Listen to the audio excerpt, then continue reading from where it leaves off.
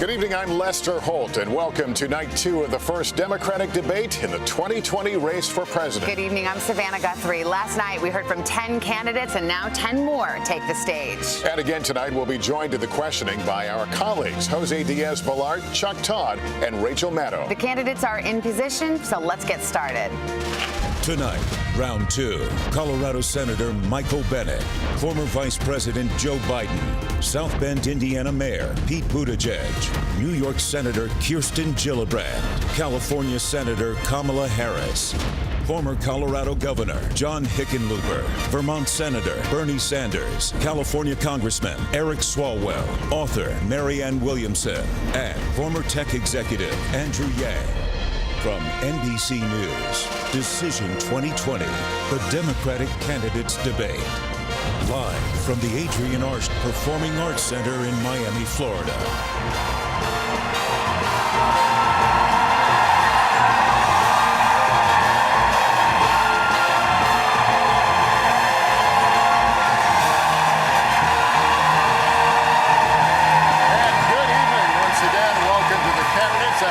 Spirited audience here tonight in the Arts Center and across America tonight. We continue this spirited debate about the future of the country, how to tackle our most pressing problems, and getting to the heart of the biggest issues in this Democratic primary. Tonight, we're going to talk about health care, immigration. We're also going to dive into the economy, jobs, climate change as well. And some quick rules of the road before we begin, and they may sound familiar. 20 candidates qualified for this first debate. As we said, we heard from 10 last night, and we'll hear from 10 more tonight. The breakdown for each night was selected at random.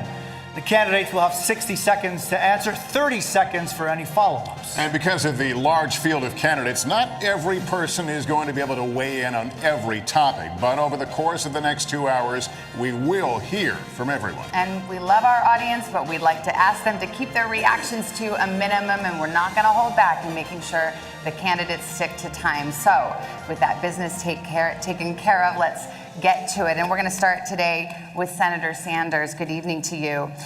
You've called for big new government benefits like universal health care and free college. In a recent interview, you said you suspected that Americans would be, quote, delighted to pay more taxes for things like that. My question to you is, will taxes go up for the middle class in a Sanders administration? And if so, how do you sell that to voters? Well, you're quite right. We have a new vision for America. And at a time when we have 3 people in this country owning more wealth than the bottom half of America, while 500,000 people are sleeping out on the streets today, we think it is time for change, real change. And by that I mean that health care, in my view, is a human right. And we have got to pass a Medicare for all single-payer system. Under that system, by the way, vast majority of the people in this country will be paying significantly less for health care than they are right now. I believe that education is the future for this country. And that is why I believe that we must make public colleges and universities tuition-free and eliminate student debt. And we do that by placing a tax on Wall Street. Every proposal that I have brought forth is fully paid for. Senator Sanders, I'll give you 10 seconds just to answer the very direct question. Will you raise taxes for the middle class in the Sanders administration? People who have health care under Medicare for All will have no premiums, no deductibles, no co-payments, no out-of-pocket expenses. Yes, they will pay more in taxes, but less in health care for what they get. Thank you, Senator. Senator Bennett, we're going to get to everybody, I promise, but let me just, Senator Biden, promise everybody's going to get in here, promise. Vice President Biden, Senator Sanders, as you know, has been calling for a revolution. Recently, in remarks to a group of wealthy donors, as you were speaking about the problem of income inequality in this country, you said, we shouldn't, quote, demonize the rich. You said, nobody has to be punished. No one's standard of living would change. Nothing would fundamentally change. What did you mean by that? What I meant by that is, look, Donald Trump thinks Wall Street built America. Ordinary middle-class Americans build America. My dad used to have an expression. He said, Joe, a job is about a lot more than a paycheck. It's about your dignity. It's about respect. It's being able to look your kid in the eye and say everything's going to be okay. Too many people who are in the middle class and poor have had the bottom fall out under this proposal. What I'm saying is that we've got to be straightforward. We have to make sure we understand that to return dignity to the middle class, they have to have insurance that is covered and they can afford it. They have to make sure that we are in a situation where there's continuing education and they're able to pay for it. And they have to make sure that they're able to breathe air that is clean and they have water that they can drink. Look, Donald Trump has put us in a horrible situation. We do have enormous income inequality. And the one thing I agree on is we can make massive cuts in the $1.6 trillion in tax loopholes out there. And I would be going about eliminating Donald Trump's tax cuts for the wealthy. Vice President Biden, thank you. Senator Harris. There's a lot of talk in this primary about new government benefits, such as student loan cancellation, free college, health care, and more. Do you think that Democrats have a responsibility to explain how they will pay for every proposal they make along those lines?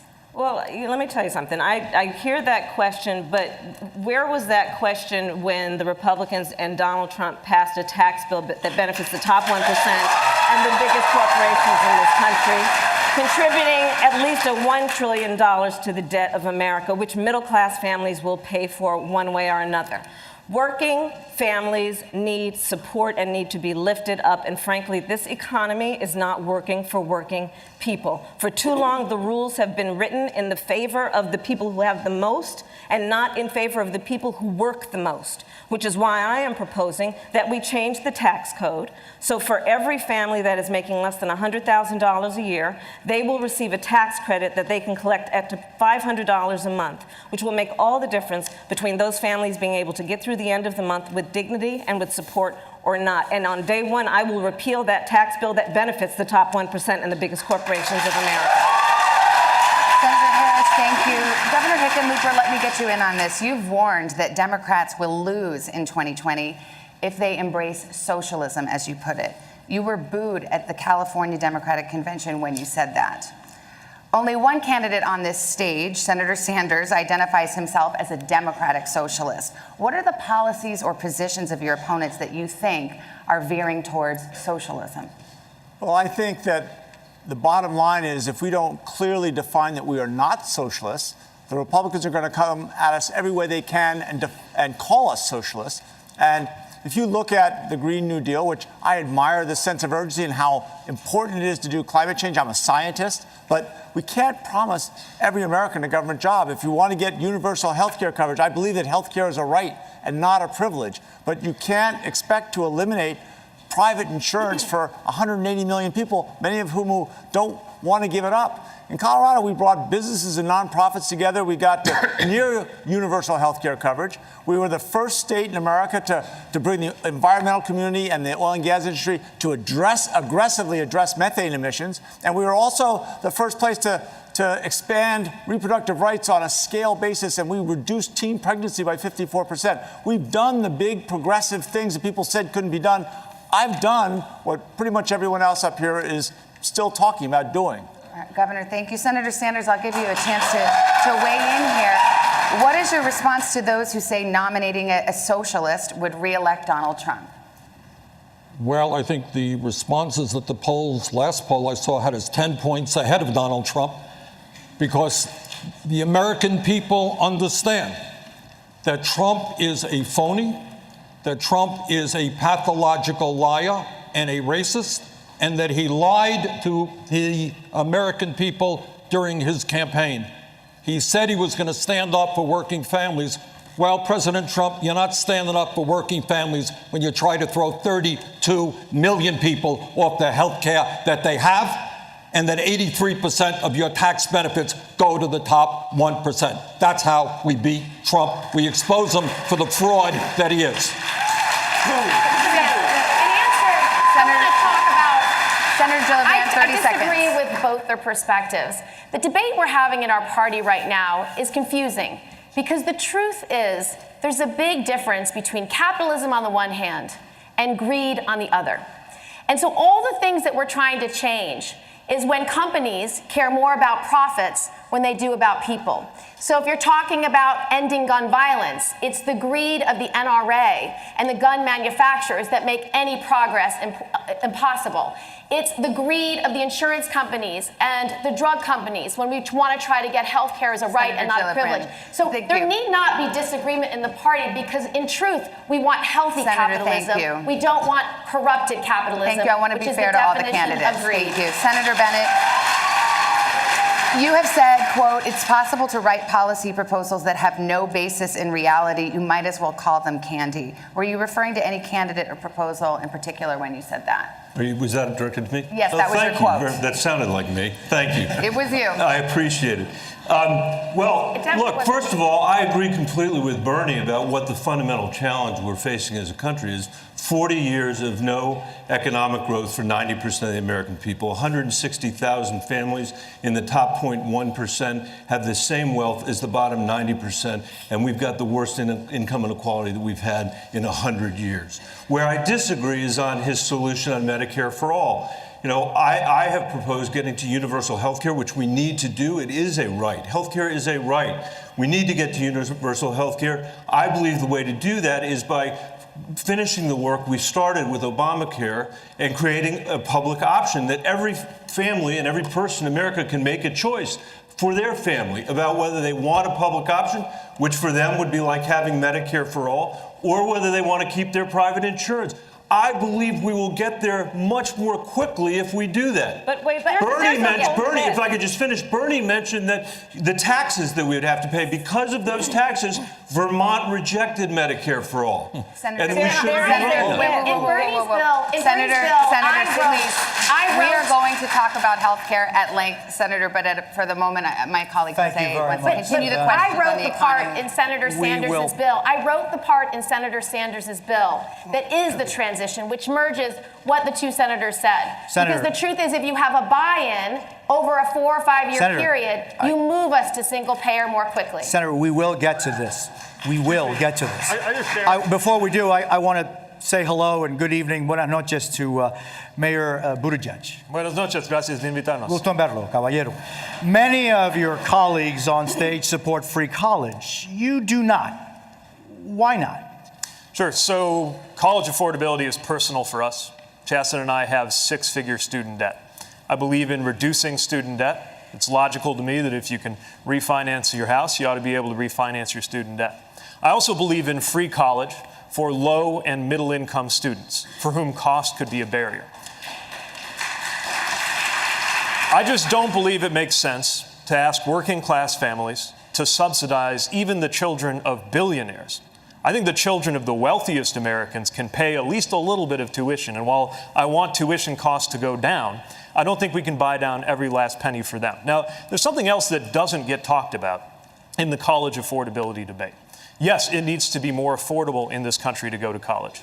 It also needs to be more affordable in this country to not go to college. You should be able to live well, afford rent, be generous to your church and Little League, whether you went to college or not. That's one of many reasons we need to raise the minimum wage to at least $15 an hour. Jose, I've got $100,000 in student loan debt myself. Let me get to you. We can't count on the people who've been in government for the last 30 years who were around when this problem was created to be the ones to solve it. It's going to be the next generation, the 40 million of us who can't start a family, can't take a good idea and start a business, and can't buy our first home. This is the generation that's going to be able to solve student loan debt. This generation is ready to lead. Mr. Yang, your signature policy is to give every adult in the United States $1,000 a month, no questions asked. That's right. I think that's like $3.2 trillion a year. How would you do that? Sorry? How would you do that? Oh, so it's difficult to do if you have companies like Amazon, trillion-dollar tech companies paying literally zero in taxes while they're closing 30% of our stores. Now, we need to put the American people in position to benefit from all these innovations in other parts of the economy. And if we had a value-added tax at even half the European level, it would generate over $800 billion in new revenue, which combined with the money in our hands, it would be the trickle-up economy from our people, families, and communities up. We would spend the money and it would circulate through our regional economies and neighborhoods, creating millions of jobs, making our families stronger and healthier. We'd save money on things like incarceration, homelessness services, emergency room health care, and just the value gains from having a stronger, healthier, mentally healthier population would increase GDP by $700 billion. This is the move that we have to make, particularly as technology is now automating away millions of American jobs. It's why Donald Trump is our president today, that we automated away 4 million manufacturing jobs in Michigan, Ohio, and Pennsylvania, and Wisconsin. And we're about to do the same thing to millions of retail jobs, call center jobs, fast food jobs, truck driving jobs, and on through the economy. Mr. Yang, if I get you understand a little bit better, so you're saying $1,000 a month for everyone over 18, but a value-added tax, so you can spend that $1,000 on value-added tax? Well, the value-added tax would end up, you'd still be increasing the buying power of the bottom 94% of Americans. You have to spend a lot of money for a mild value-added tax to eat up $12,000 a year per individual. So for the average family with 2 or 3 adults, it'd be $24,000 to $36,000 a year. Okay, Congressman Swalwell, I want to talk a little bit about what Mr. Yang is talking about, and you just actually mentioned it. Many Americans are worried that things like self-driving cars, robots, drones, artificial intelligence will cost them their jobs. What would you do to help people get the skills they need to adapt to this new world? We must always be a country where technology creates more jobs than it displaces. And I've seen the anxiety across America where the manufacturing floors go from 1,000 to 100 to 1. So we have to modernize our schools, value the teachers who prepare our kids, wipe the student debt from any teacher that goes into a community that needs it, invest in America's communities, especially where the best exports are people who move away to get skills. But Jose, I was 6 years old when a presidential candidate came to the California Democratic Convention and said, it's time to pass the torch to a new generation of Americans. That candidate was then Senator Joe Biden. Joe Biden was right when he said it was time to pass the torch to a new generation of Americans 32 years ago. He's still right today. If we're going to solve the issues of automation, pass the torch. If we're going to solve the issues of climate chaos, pass the torch. If we're going to solve the issue of student loan debt, pass the torch. If we're going to end gun violence for families who are fearful of sending their kids to school, pass the torch. Vice President, would you like to sing a torch song? I would. I'm still holding on to that torch. I want to make it clear to you, look, the fact of the matter is what we have to do is make sure that everybody is prepared better to go on to educate for an education. The fact is that's why I propose us focusing on schools that are in distress. That's why I think we should triple the amount of money we spend for Title I schools. That's why I think we should have universal pre-K. That's why I think every single person who graduates from high school, 65 out of 100 now, need something beyond high school. And we should provide for them to be able to get that education. That's why there should be free community college, cutting in half the cost of college.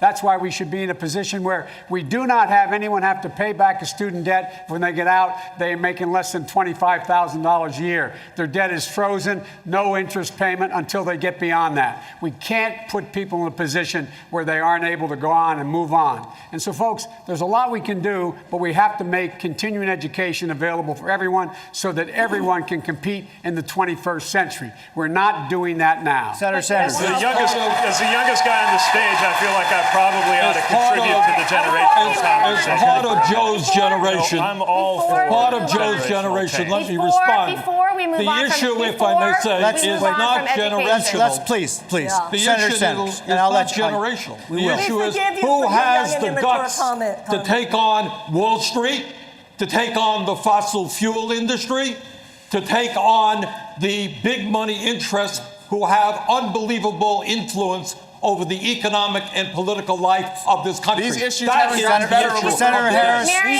I'm so sorry. We will let all of you speak. Senator Harris. Senator Harris. Please, we will let you all speak. Senator Harris. You can't afford to wait for evolution on these issues. Hey, guys, you know what? America does not want to witness a food fight. They want to know how we're going to put food on their table. Yes.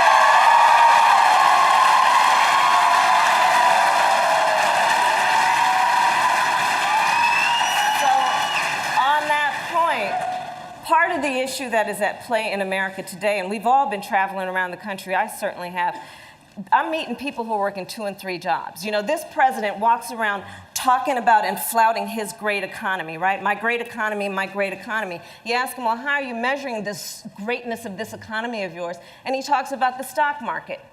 Well, that's fine if you own stocks. So many families in America do not. You ask them, how are you measuring the greatness of this economy of yours? And they point to the jobless numbers and the unemployment numbers. Well, yeah, people in America are working. They're working 2 and 3 jobs. So when we talk about jobs, let's be really clear. In our America, no one should have to work more than 1 job to have a roof over their head and food on the table. Thank you very much, Senator. You've all expressed an interest in talking about health care. So let's talk about health care. And this is going to be a show of hands question. We asked a question about health care last night that spurred a lot of discussion, as you know. We're going to do it again now. Many people watching at home have health insurance of their employer.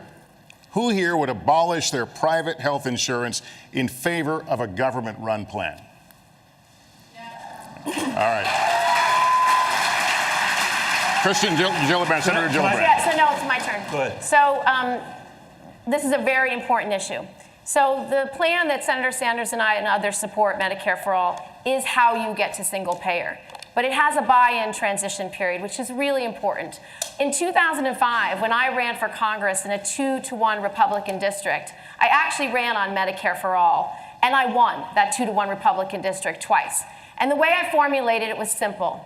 Anyone who doesn't have access to insurance they like, they could buy in at a percentage of income they could afford. So that's what we put into the transition period for our Medicare for All plan. I believe we need to get to universal health care as a right, not a privilege, to single payer. The quickest way you get there is you create competition with the insurers. God bless the insurers. If they want to compete, they can certainly try. But they've never put people over their profits, and I doubt they ever will. So what will happen is people will choose Medicare, you will transition, we will get to Medicare for All, and then your step to single payer is so short. I would make it an earned benefit, just like Social Security, so that you buy in your whole life. It is always there for you, and it's permanent, and it's universal. Senator, your time is up. I want to put that same question to Mayor Buttigieg. Yeah, we've taught, look, everybody who says Medicare for All, every person in politics who allows that phrase to escape their lips, has a responsibility to explain how you're actually supposed to get from here to there. Now, here's how I would do it. It's very similar. I would call it Medicare for all who want it. You take something like Medicare, a flavor of that, you make it available on the exchanges, people can buy in, and then if people like us are right, that will be not only a more inclusive plan, but a more efficient plan than any of the corporate answers out there, then it will be a very natural glide path to the single-payer environment. But let's remember, even in countries that have outright socialized medicine, like England, even there's still a private sector. That's fine. It's just that for our primary care, we can't be relying on the tender mercies of the corporate system. This one's very personal for me. I started out this year dealing with the terminal illness of my father. I make decisions for a living. And nothing could have prepared me for the kind of decisions our family faced. But the thing we had going for us was that we never had to make those decisions based on whether it was going to bankrupt our family because of Medicare. And I want every family to have that same freedom to do what is medically right, not live in financial fear. Your time is complete. Vice President Biden, I want to put the question to you. You were one of the architects of Obamacare. So where do we go from here? Well, look, this is very personal to me. When my wife and daughter were killed in an automobile accident, my 2 boys were really very badly injured. I couldn't imagine what it would be like had I not had adequate health care available immediately.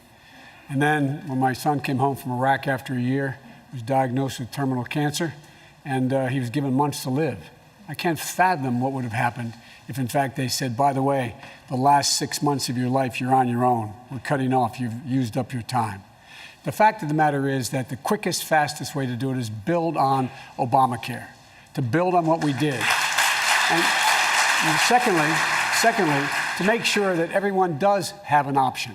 Everyone, whether they have private insurance, employer insurance, or no insurance, they, in fact, could buy in the exchange to a Medicare-like plan.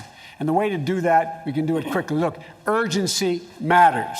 There's people right now facing what I faced and what we've faced without any of the help I had. We must move now. I'm against any Democrat who opposes to take down Obamacare and any Republican who wants to get rid of Obamacare. Let me turn to Senator Sanders. Senator Sanders, you basically want to scrap the private health insurance system as we know it and replace it with a government-run plan. None of the states that have tried something like that, California, Vermont, New York, has struggled with it, have been successful. If politicians can't make it work in those states, how would you implement it on a national level? How does this work?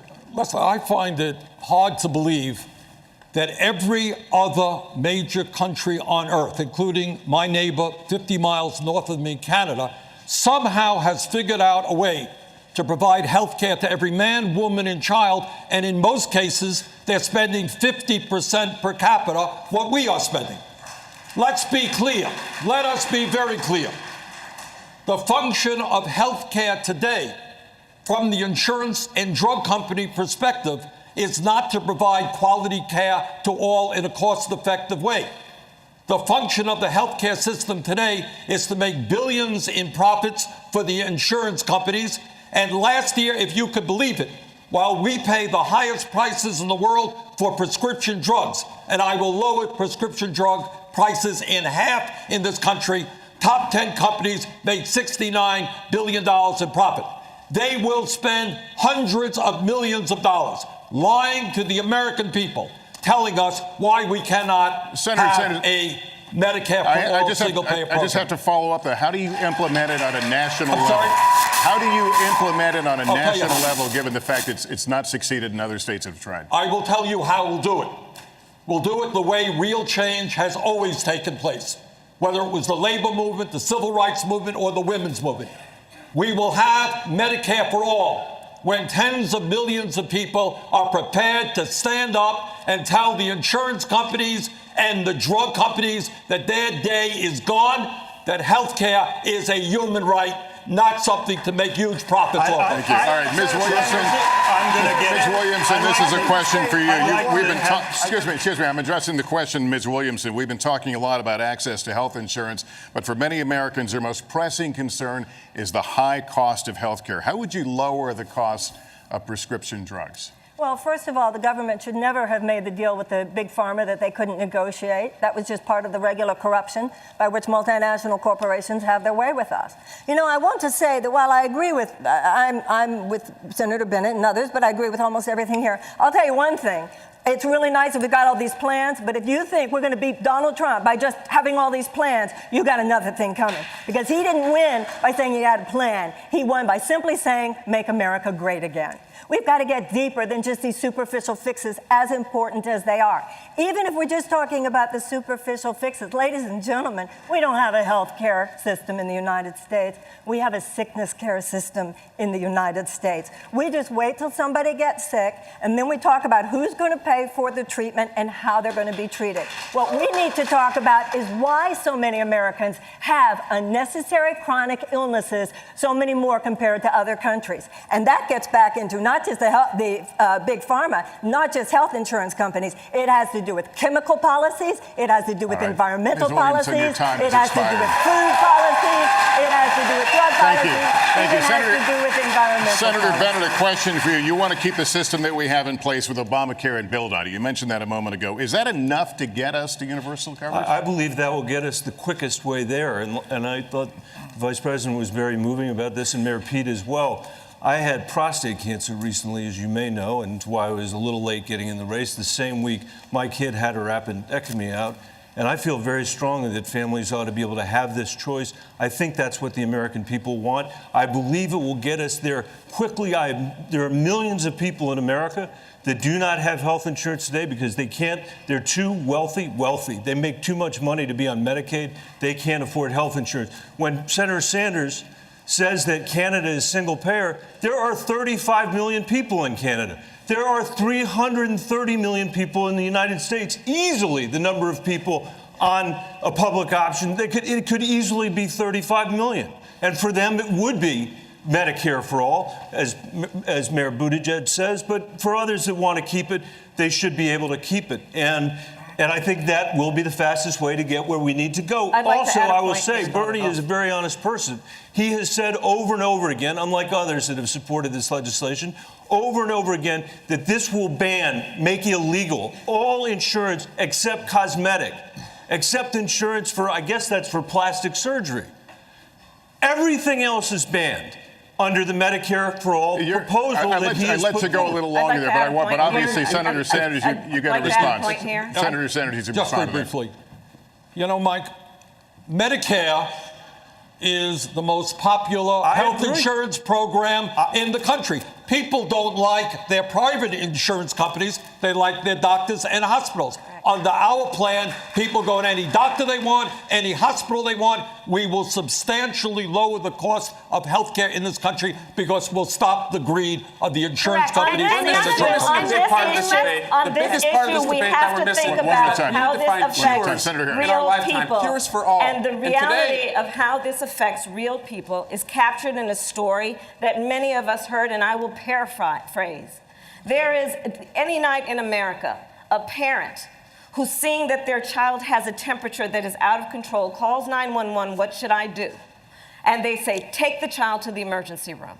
And so they get in their car and they drive, and they're sitting in the parking lot outside of the emergency room, looking at those sliding glass doors while they have the hand on the forehead of their child, knowing that if they walk through those sliding glass doors, even though they have insurance, they will be out a $5,000 deductible when they walk through those doors. That's what insurance companies are doing in America today. We're going to continue this discussion. I wanted to put it in a myth about candidates, please. I'm one of those parents. I was just in the emergency room, and I'm telling you, Congressman, thank you. We fight health insurance companies every single week.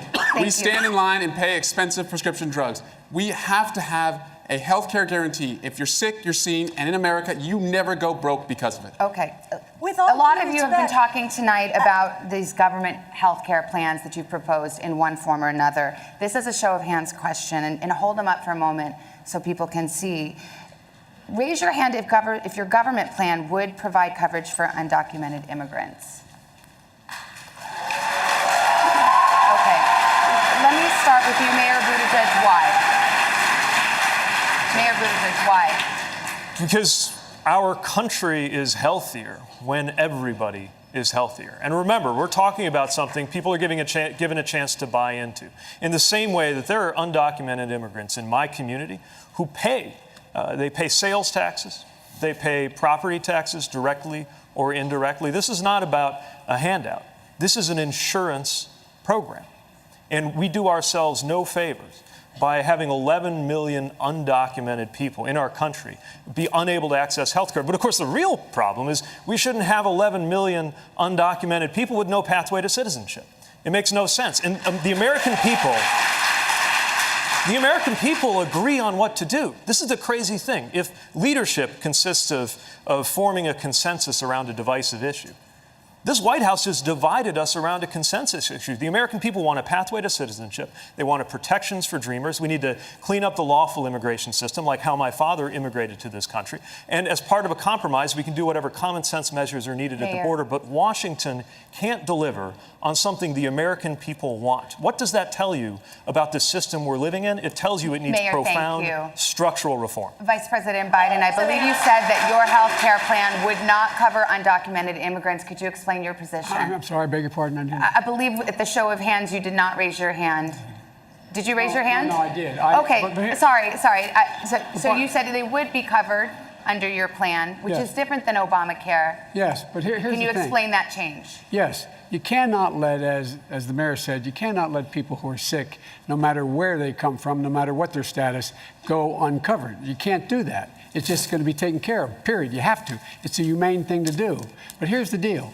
The deal is that he's right about three things. Number one, they, in fact, contribute to the well-being of the country, but they also, for example, they've increased the lifespan of Social Security because they have a job, they're paying a Social Security tax. That's what they're doing. It's increased the lifespan. They would do the same thing in terms of reducing the overall cost of health care by them being able to be treated and not wait till they're in extremis.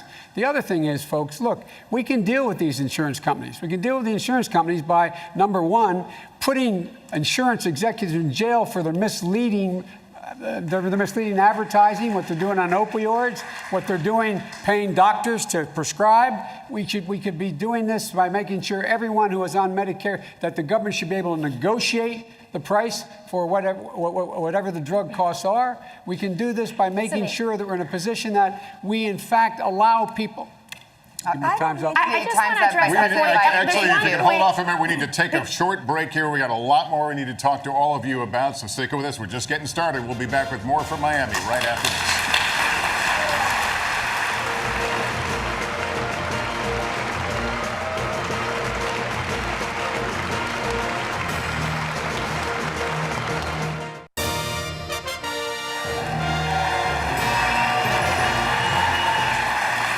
Welcome back from Miami. Jose is going to lead off the questioning in this round. Thank you very much. Senator Harris, last month, more than 130,000 migrants were apprehended at the southern border. Many of them are being detained, including small children, in private detention centers in Florida and throughout our country. Most of the candidates on this stage say the conditions at these facilities are abhorrent. On January 20th, 2021, if you are president, what specifically would you do with the thousands of people who try to reach the United States every day and want a better life through asylum? Immediately on January 20th of 2021, I will, first of all, we cannot forget our DACA recipients, and so I'm going to start there. I will immediately, by executive action, reinstate DACA status and DACA protection to those young people. I will further extend protection for deferral of deportation for their parents and for veterans, who we have so many who are undocumented and have served our country and fought for our democracy. I will also immediately put in place a meaningful process for reviewing the cases for asylum. I will release children from cages. I will get rid of the private detention centers. And I will ensure that this microphone that the President of the United States holds in her hand is used in a way that is about reflecting the values of our country, and not about locking children up, separating them from their parents. And I have to just say that we have to think about this issue in terms of real people.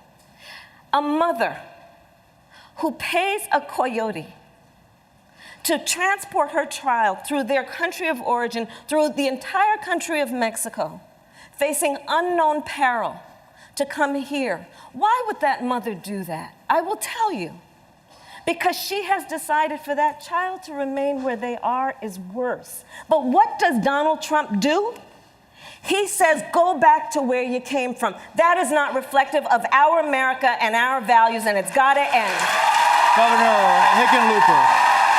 Hickenlooper, day one, if you are, day one at the White House, how do you respond? Deal with these children?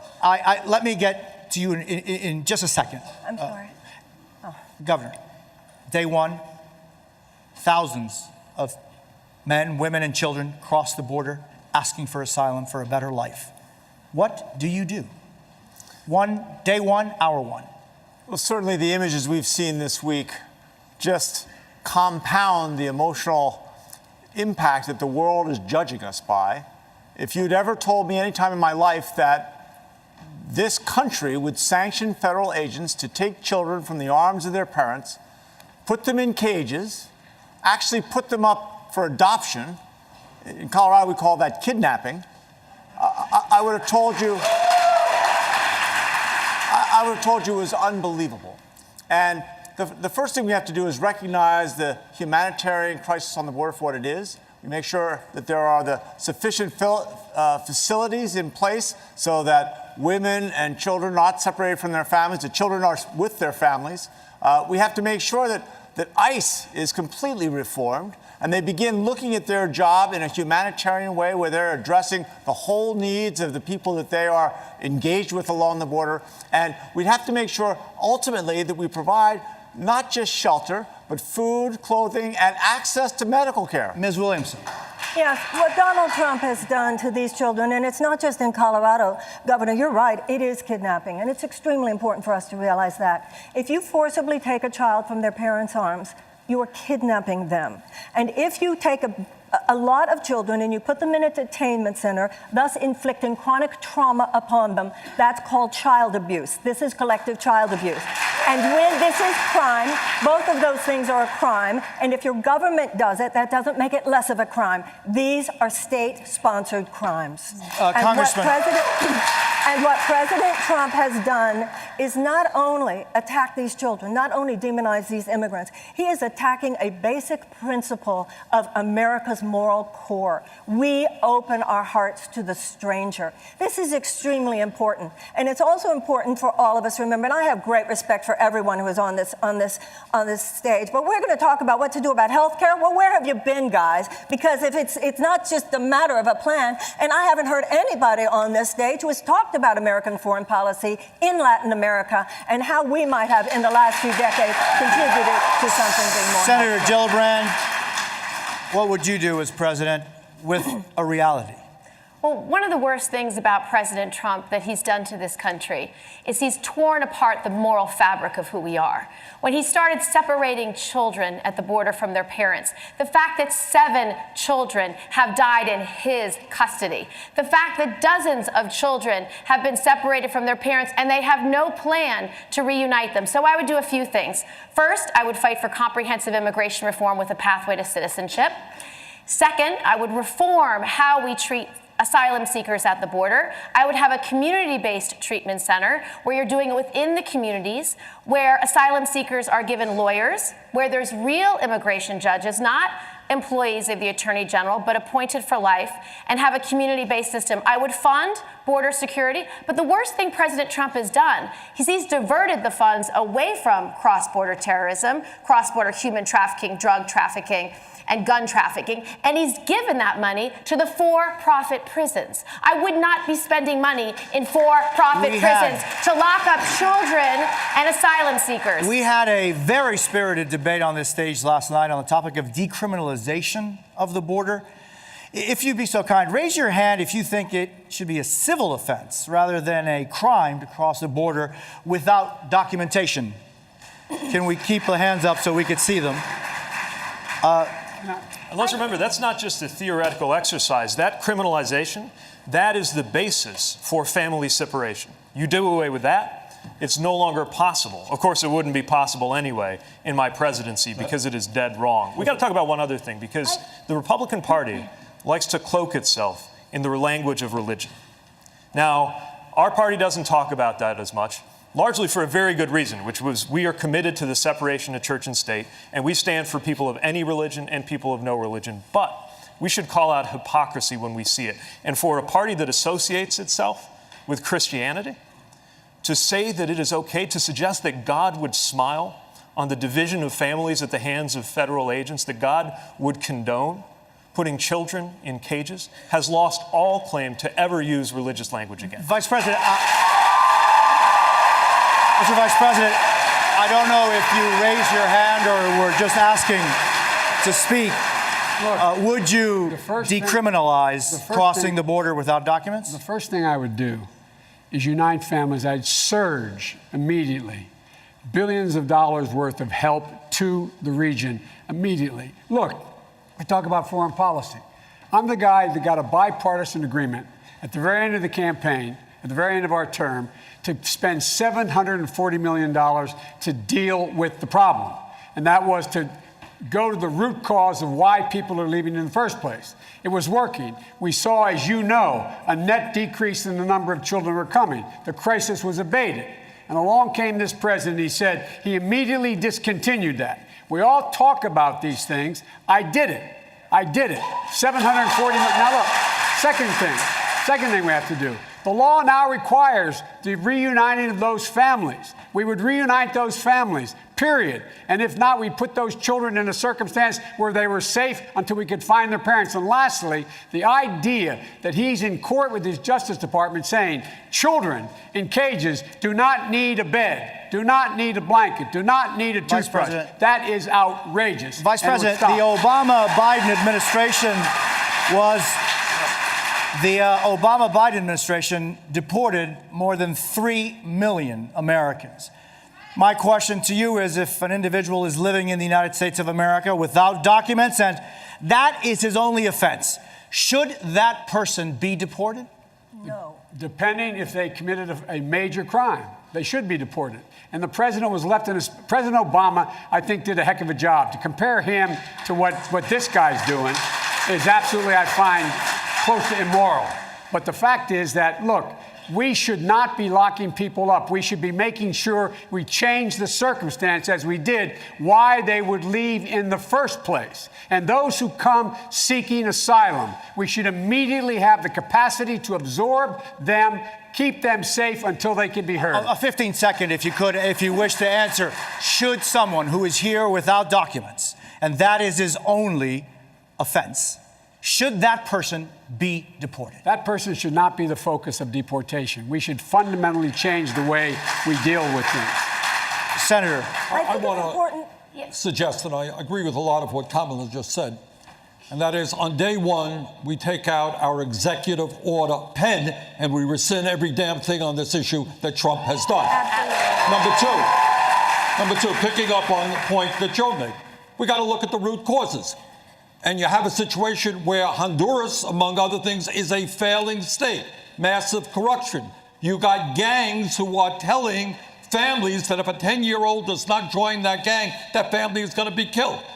What we have got to do on day one is invite the presidents and the leadership of Central America and Mexico together. This is a hemispheric problem that we have got to address. Congressman Swalwell, what do you do? Day one? No. If someone is here without documents and that is their only offense, is that person to be deported? No. That person can be a part of this great American experience. That person can contribute. My congressional district is one of the most diverse in America, and we see the benefits when people contribute and they become a part of the community and they're not in the shadow economy. Day one for me, families are reunited. This president, though, for immigrants, there's nothing he will not do to separate a family, cage a child, or erase their existence by weaponizing the census. And there is nothing that we cannot do in the courts and that I will not do as president to reverse that and to make sure that families always belong together. Senator Harris. Well, thank you. I will say, no, absolutely not. They should not be deported. And I actually, this was one of the very few issues with which I disagreed with the administration, with whom I otherwise had a great relationship and a great deal of respect. But on the secure communities issue, I was Attorney General of California. I led the second largest Department of Justice in the United States, second only to the United States Department of Justice, in a state of 40 million people. And on this issue, I disagreed with my president because the policy was to allow deportation of people who, by ICE's own definition, were non-criminals. So as Attorney General and the Chief Law Officer of the state of California, I issued a directive to the sheriffs of my state that they did not have to comply with detainers and instead should make decisions based on the best interest of public safety of their community. Because what I saw, and I was tracking it every day, I was tracking it and saw that parents, people who had not committed a crime, even by ICE's own definition, were being deported. But I have to add a point here. The problem with this kind of policy, and I know it as a prosecutor, Senator, I want a rape victim to be able to run in the middle of the street and wave down a police officer and report the crime against her. I want anybody who has been the victim of any real crime to be able to do that and not be afraid that if they do that, they will be deported because the abuser will tell them it is they who is the criminal. It is wrong. It is wrong. We're going to turn to the issue of trade now, if we can. Last night, we asked the candidates on this stage to name the greatest geopolitical threat facing the U.S. 4 of them mention China. U.S. businesses say China steals our intellectual property, and party leaders on both sides accuse China of manipulating their currency to keep the cost of goods artificially low. I'll ask this to Senator Bennett to start off with. How would you stand up to China? I think that, first of all, the biggest threat to our national security right now is Russia, not China. And second, on China, we've got competition because of what they've done with our elections. In China, I think the president's been right to push back on China, but has done it in completely the wrong way. We should mobilize the entire rest of the world, who all have a shared interest in pushing back on China's mercantilist trade policies, and I think we can do that. I'd like to answer the other question before this as well. You have the time? When I see these kids at the border, I see my mom because I know she sees herself, because she was separated from her parents for years during the Holocaust in Poland. And for Donald Trump to be doing what he's doing to children and their families at the borders, I say this as somebody who wrote the immigration bill in 2013 that created a pathway to citizenship for 11 million people in this country, that had the most progressive DREAM Act that's ever been conceived, much less passed. It got 68 votes in the Senate, that had $46 billion of border security in it, that was sophisticated 21st century border security, not a medieval wall. And the president has turned the border of the United States into a symbol of nativist hostility that the whole world is looking at, when what we should be represented by is the Statue of Liberty, which has brought my parents to this country to begin with. We need to make a change. Mr. Yang, let me bring you in on this, on the issue of China. You've expressed a lot of concerns about technology and taking jobs. Are you worried about China? And if so, how would you stand up against it? Well, I just want to agree that I think Russia is our greatest geopolitical threat, because they've been hacking our democracy successfully, and they've been laughing their asses off about it for the last couple of years. So we should focus on that before we start worrying about other threats. Now, China, they do pirate our intellectual property. It's a massive problem. But the tariffs and the trade war are just punishing businesses and producers and workers on both sides. I met with a farmer in Iowa who said he spent 6 years building up a buying relationship in China that's now disappeared and gone forever. And the beneficiaries have not been American workers or people in China. It's been Southeast Asia and other producers that have then stepped into the void. So we need to crack down on Chinese malfeasance in the trade relationship, but the tariffs and the trade war are the wrong way to go. All right, Mayor Buttigieg, how would you stand up against China? Yeah, I mean, first of all, we've got to recognize that the China challenge really is a serious one. This is not something to dismiss or wave away. And if you look at what China is doing, they're using technology for the perfection of dictatorship. But their fundamental economic model isn't going to change because of some tariffs. I live in the industrial Midwest. Folks who aren't in the shadow of a factory are somewhere near a soy field where I live. And manufacturers, and especially soy farmers, are hurting. Tariffs are taxes. And Americans are going to pay on average $800 more a year because of these tariffs. Meanwhile, China is investing so that they could soon be able to run circles around us in artificial intelligence. And this president is fixated on the China relationship as if all that mattered was the export balance on dishwashers. We've got a much bigger issue on our hands, but at a moment when their authoritarian model is being held up as an alternative to ours because ours looks so chaotic compared to theirs right now because of our internal divisions.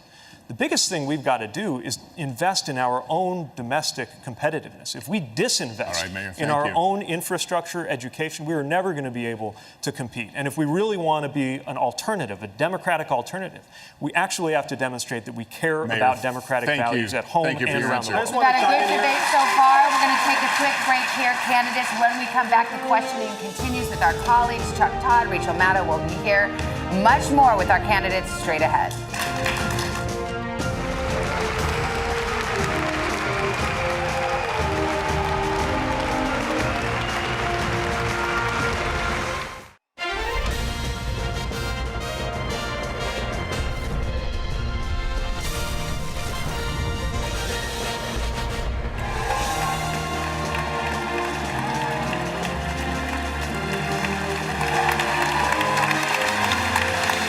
Welcome back to the Democratic presidential debate from the Arch Center in Miami. As we continue the questioning, we want to bring in more members of our team. So let's turn it over to Chuck Todd and Rachel Maddow. Well, Rachel, I had a dream that we've done this before. No. This is didn't definitely happen. the first time. Definitely first time. Thank you, Lester, Savannah, and Jose. Let's quickly recap the rules one more time. 20 candidates qualified for this first debate. We've heard from 10 of them from last night. We're hearing from 10 more tonight.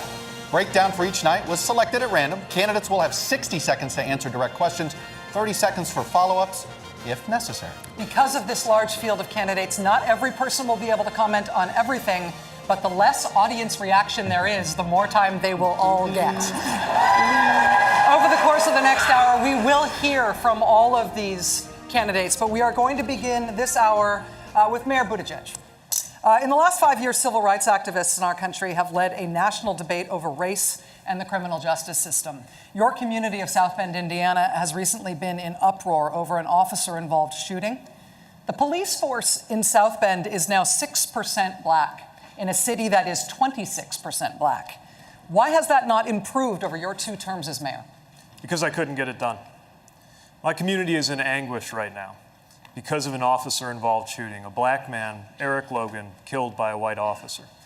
And I'm not allowed to take sides until the investigation comes back. The officer said he was attacked with a knife, but he didn't have his body camera on. It's a mess, and we're hurting. And I could walk you through all of the things that we have done as a community, all of the steps that we took from bias training to de-escalation, but it didn't save the life of Eric Logan. And when I look into his mother's eyes, I have to face the fact that nothing that I say will bring him back. This is an issue that is facing our community and so many communities around the country. And until we move policing out from the shadow of systemic racism, whatever this particular incident teaches us, we will be left with the bigger problem of the fact that there's a wall of mistrust put up one racist act at a time, not just from what's happened in the past, but from what's happening around the country in the present. It threatens the well-being of every community. And I am determined to bring about a day when a white person driving a vehicle and a black person driving a vehicle, when they see a police officer approaching, feels the exact same thing, a feeling not of fear, but of safety. I am determined to bring that day about. Thank you, Mr. Mayor. If I could ask one question, just because I think... Governor, I'll give you 30 seconds. I think that the question they're asking in South Bend, I think in cities across the country, is why has it taken so long? We had a shooting when I first became mayor 10 years before Ferguson, and the community came together and we created an Office of the Independent Monitor, a Civilian Oversight Commission. We diversified the police force in 2 years. We actually did de-escalation training. I think the real question that America should be asking is why 5 years after Ferguson, every city doesn't have this level of police accountability. Governor Hickenlooper, thank you. I got to respond to that. Look, we've taken so many steps toward police accountability that the FOP just denounced me for too much accountability. We're obviously not there yet. And I accept responsibility for that because I'm in charge. Policy, you should fire the chief. So under Indiana law, this will be investigated, and there will be accountability for the officer involved. But you're the mayor. You should fire the chief if that's the policy and someone died. All of these issues are extremely important, but there are specifics, there are symptoms, and the underlying cause has to do with deep, deep, deep realms of racial injustice, both in our criminal justice system and in our economic system. And the Democratic Party should be on the side of reparations for slavery for this very reason. I do not believe that the average American is a racist, but the average American is woefully undereducated about the history of race in the United States. Ms. Williamson, thank you very much. Vice President Biden, we're going to get to you. Hang on, we're going to get to stage. I would like to speak on the issue of race. Senator Harris, if I could preface this, we will give you 30 seconds of this. We're going to come back to you on this again in just a moment. Go for 30 seconds. Okay. So on the issue of race, I couldn't agree more that this is an issue that is still not being talked about truthfully and honestly. There is not a black man I know, be he a relative, a friend, or a coworker, who has not been the subject of some form of profiling or discrimination. Growing up, my sister and I had to deal with the neighbor who told us her parents couldn't play with us because we were black. And I will say also that in this campaign, we've also heard, and I'm going to now direct this at Vice President Biden, I do not believe you are a racist. And I agree with you when you commit yourself to the importance of finding common ground. But I also believe, and it's personal, and I was actually it was hurtful to hear you talk about the reputations of 2 United States senators who built their reputations and career on the segregation of race in this country. And it was not only that, but you also worked with them to oppose busing. And, there was a little girl in California who was part of the 2nd class to integrate her public schools. And she was bused to school every day. And that little girl was me. So I will tell you that on this subject, it cannot be an intellectual debate among Democrats. We have to take it seriously. We have to act swiftly. As Attorney General of California, I was very proud to put in place a requirement that all my special agents would wear body cameras and keep those cameras on. Senator Harris, thank you. Vice President Biden, you have been invoked. We are going to give you a chance to respond. Vice President Biden.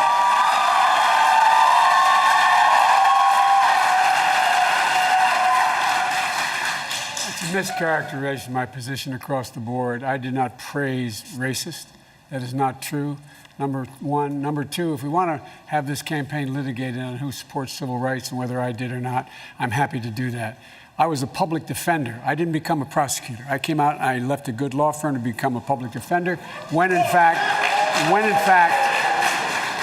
my city was in flames because of the assassination of Dr. King. Number one. Now, number two, as the Vice President of the United States, I work with a man who, in fact, we worked very hard to see to it we dealt with these issues in a major, major way. The fact is that in terms of busing, the busing, you would have been able to go to school the same exact way because it was a local decision made by your city council. That's fine. That's one of the things I argued for, that we should be breaking down these lines. But so the bottom line here is, look, everything I've done in my career, I ran because of civil rights. I continue to think we have to make fundamental changes in civil rights. And those civil rights, by the way, include not just only African Americans, but the LGBT community. But Vice President Biden, do you agree today that you were wrong to oppose busing in America then? No, do you agree? I did not oppose busing in America. What I opposed is busing ordered by the Department of Education. That's what I opposed. Well, there was a failure of states to integrate public schools in America. I was part of the second class to integrate Berkeley, California public schools almost 2 decades after Brown v. Board of Education. Because your city council made that decision. It was a local decision. So that's where the federal government must step in. That's why we have the Voting Rights Act and the Civil Rights Act. That's why we need to pass the Equality Act. That's why we need to pass the ERA, because there are moments in history where states fail to preserve the civil rights of all people. I have supported the ERA from the very beginning when I ran Vice President Biden, 30 seconds, because I want to bring other people into this. I supported the ERA from the very beginning. I'm the guy that extended the Voting Rights Act for 25 years. We got to the place where we got 98 out of 98 votes in the United States Senate doing it. I've also argued very strongly that we, in fact, deal with the notion of denying people access to the ballot box. I agree that everybody, once they, in fact, they should. Anyway, my time's up. I'm sorry. Thank you, Vice President. All of these things have Senator Sanders, I want to go to you on this. You said on the day you launched your campaign that voters should focus on what people stand for, not a candidate's race or age or sexual orientation. Many Democrats are very excited by the diversity of this field on this stage and on last night's stage, and the perspective that diversity brings to this contest and to these issues. Are you telling Democratic voters that diversity shouldn't matter when they make this decision? No, absolutely not. Unlike the Republican Party, we encourage diversity. We believe in diversity. That's what America is about. But in addition to diversity, in terms of having more women, more people from the LGBT community, we also have to do something else.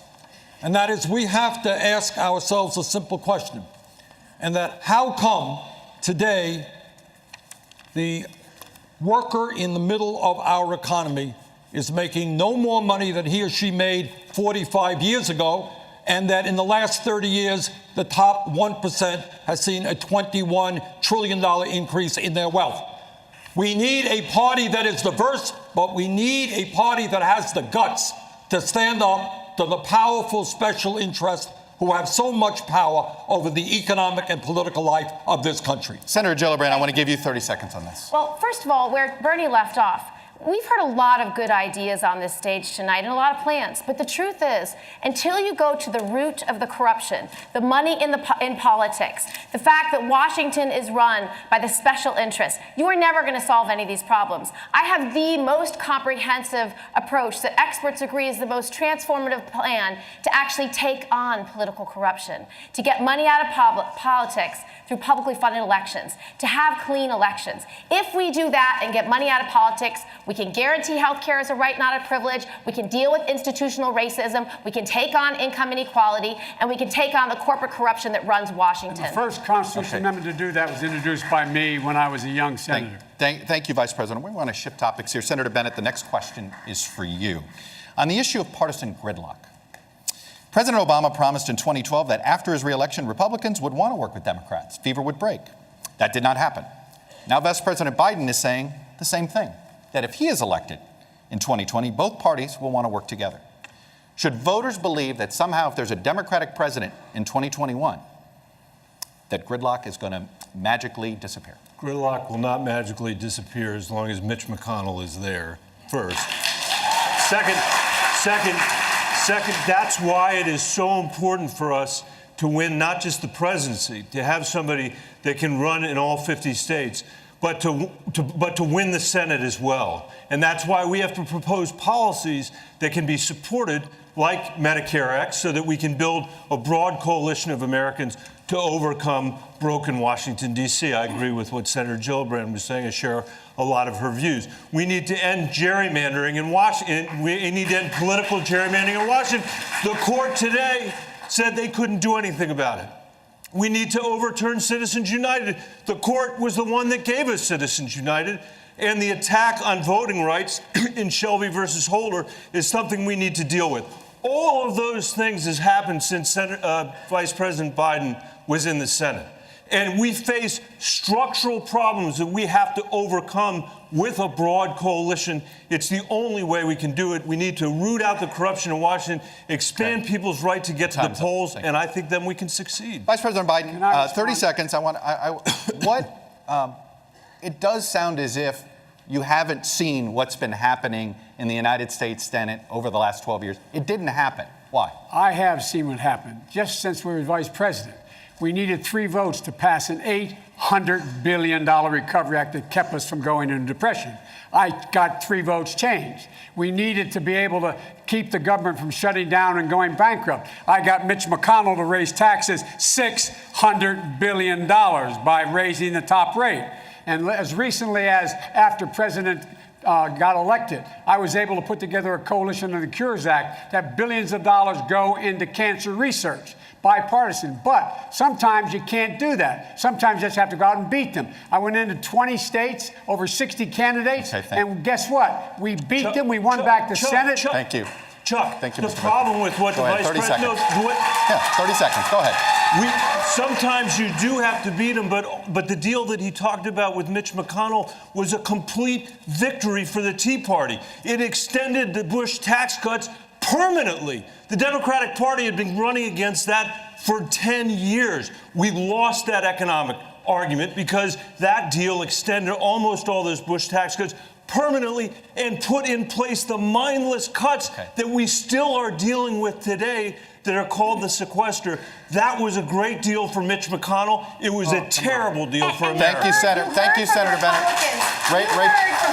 Go ahead, 30 seconds. The reason why the Trump tax cut had to be passed is because they had to pay back their donors. You heard it. They actually said those words. So the corruption in Washington is real, and it is something that makes every one of the plans we've heard about over the last several months impossible. And I have the most comprehensive approach to do it with clean elections, publicly funded elections. So we restore the power of our democracy into the hands of the voters, not into the Koch brothers. We were talking about issues. Imagine, we're in Florida, imagine the Parkland kids having as much power in our democracy as the Koch brothers or the NRA. Imagine their voices carrying farther and wider than anyone else because their voice is needed. Senator Gillibrand, I'm trying to get everybody in here. As President, it's the first thing I'm going to do because nothing else is possible, whether it's education or healthcare or ending institutional racism. Thank you very much. Senator Sanders, I'd like to put a different question to you. Roe versus Wade has been the law of the land since 1973.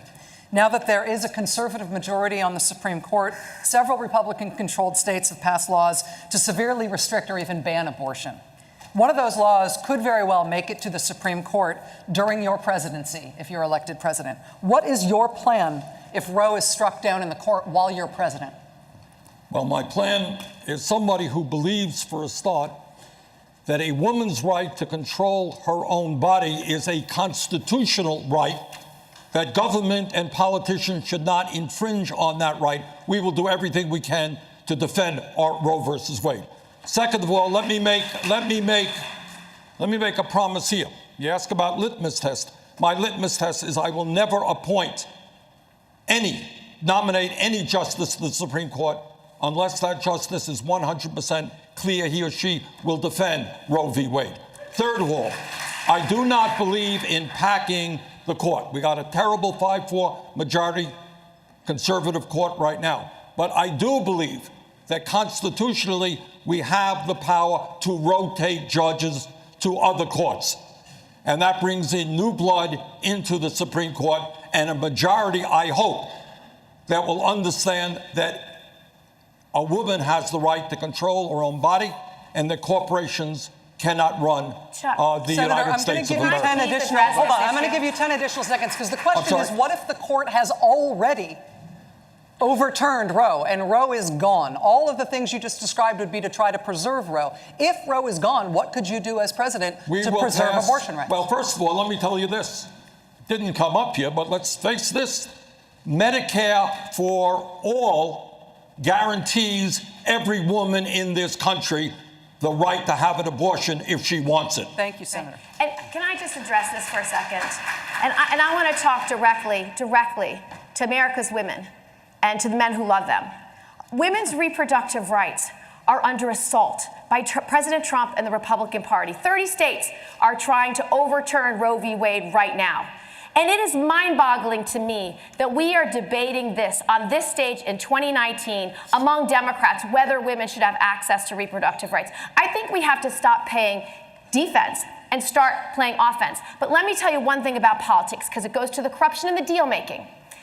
When the door is closed and the negotiations are made, there are conversations about women's rights, and compromises have been made on our backs. That's how we got to Hyde. That's how the Hyde Amendment was created, a compromise by leaders of both parties. Then we have the ACA.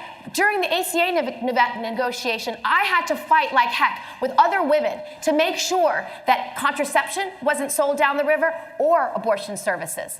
And so what we need to know is, imagine this one question.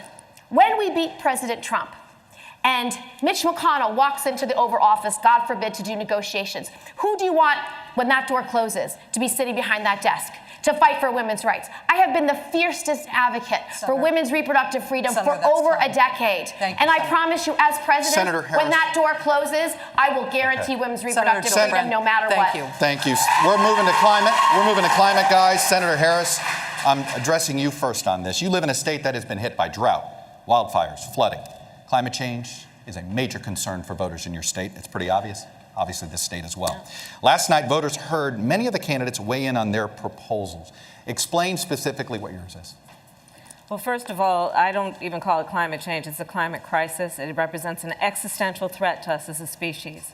And the fact that we have a president of the United States who has embraced science fiction over science fact will be to our collective peril.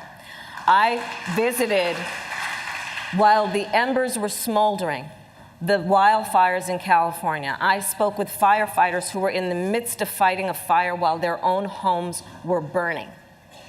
And on this issue, it is a critical issue that is about what we must do to confront what is immediate and before us right now. That is why I support a Green New Deal. It is why I believe on day one, and as president, will re-enter us in the Paris Agreement, because we have to take these issues seriously. And frankly, we have a president of the United States. We talked about, you asked before, what is the greatest national security threat to the United States? It's Donald Trump. And I'm going to tell you why. Because I agree, climate change represents an existential threat. He denies the science. You want to talk about North Korea, real threat in terms of nuclear arsenal, but what does he do? He embraces Kim Jong-un, a dictator for the sake of a photo op. Putin, you want to talk about Senator Russia? Harris, we're gonna he takes the word of the Russian president over the word of the American intelligence community when it comes to a threat to our democracy and our elections. Thank you, Senator Harris. These are the issues that are before us, Chuck. I hear you. Thank you, Senator Harris. Mayor Buttigieg, in your climate plan, if you're elected president in your first term, how is this going to help farmers impacted by climate change in the Midwest? Well, the reality is we need to begin adapting right away, but we also can't skip a beat on preventing climate change from getting even worse. It's why we need aggressive and ambitious measures. It's why we need to do a carbon tax and dividend. But I would propose we do it in a way that is rebated out to the American people in a progressive fashion so that most Americans are made more than whole. This isn't theoretical for us in South Bend either. Parts of California on fire. Right here in Florida, they're talking about sea level rise. Well, in Indiana, I had to activate the Emergency Operations Center of our city twice in less than 2 years. The first time was a 1,000-year flood, and the next time was a 500-year flood. This is not just happening on the Arctic ice caps. This is happening in the middle of the country, and we've got to be dramatically more aggressive moving forward. Now, here's what very few people talk about. First of all, rural America can be part of the solution instead of being told they're part of the problem. With the right kind of soil management and other kind of investments, rural America could be a huge part of how we get this done. And secondly, we got to look to the leadership of local communities. You know, those networks of mayors and cities from around the world who have come together, not even waiting for our national governments to catch up. We should have a Pittsburgh summit where we bring them together as well as rejoining the Paris. Thank you, Mayor Buttigieg. I want to bring Governor Hickenlooper into this for a moment. Governor, you have said that oil and gas companies should be a part of the solution on climate change. Lots of your colleagues on stage tonight have talked about moving away from fossil fuels entirely. Can oil and gas companies be real partners in this fight? Well, I share the sense of urgency. I'm a scientist, so I recognize that we're within 10 or 12 years of actually, suffering irreversible damage. But guaranteeing everybody a government job is not going to get us there. Socialism, and in that sense, is not the solution. We have to look at what really will make a difference. In Colorado, we're closing a couple of coal plants, replacing them with wind, solar, and batteries, and the monthly bills go down. We're building a network for electric vehicles. We are working with the oil and gas industry, and we created the first methane regulations in the country. Methane is 25 times worse than CO2. And then we've got to get to that last part. I mean, the industrial, heavy industry, we haven't seen the plans yet. If you look at the real problem, CO2, the worst polluters in CO2 is China, is the United States, and then it's concrete and its exhalation. And beyond that, I think we've got to recognize that only by bringing people together, businesses, nonprofits, and we can't demonize every business. We've got to bring them together to be part of this thing, because ultimately, if we're not able to do that, we will be doomed to failure. We have no way of doing this without bringing everyone together. Thank you. Vice President Biden, on the issue of how you do this, Democrats are arguing robustly among themselves about what's the best way to tackle climate change. But if we're honest, many Republicans, including the president, are still not sure if they believe it is even a serious problem. So, are there significant ways you can cut carbon emissions if you have to do it with no support from Congress? The answer is yes. Number one, in our administration, we built the largest wind farm in the world, the largest solar energy facility in the world. We drove down the competitive price of both of those renewable sources. I would immediately insist that we, in fact, build 500,000 recharging stations throughout the United States of America, working with governors, mayors, and others, so that we can go to a full electric vehicle future by the year 2020, or by the year 2030. I would make sure that we invested $400 million in new science and technology to be the exporter, not only of the green economy, but economy that can create millions of jobs. But I would immediately join the Paris Climate Accord. I would up the ante in that accord, which it calls for, because we make up 15% of the problem. 85% of the world makes up the rest. And so we have to have someone who knows how to corral the rest of the world, bring them together, and get something done like we did in our administration. Senator Sanders, I want to give you 30 seconds to follow up, and I'm going to hold you to 30. Look, the old ways are no longer relevant. The scientists tell us we have 12 years before there is irreparable damage to this planet. This is a global issue. What the President of the United States should do is not deny the reality of climate change, but tell the rest of the world that instead of spending $1.5 trillion on weapons of destruction, let us get together for the common enemy. And that is to transform the world's energy system away from fossil fuel to energy efficiency and sustainable energy. The future of the planet rests on us doing that. Before we go, hang on. Before we leave this topic. Here's the solution. Pass the torch. Pass the torch to the generation that's going to feel the effects of climate change. Pass the torch to the generation that's inventive enough. Thank you both. Before we leave this topic, here's something you will all want to weigh in on. Hold on a moment. Hold one moment. Just trust us on this. Somebody has a younger body doesn't mean you don't have old ideas. No, we need new ideas. John Kennedy John Kennedy did not say, I have a plan to get a man to the moon, and so we're going to do it, and I think we can all work together, and maybe we can get a man on the moon.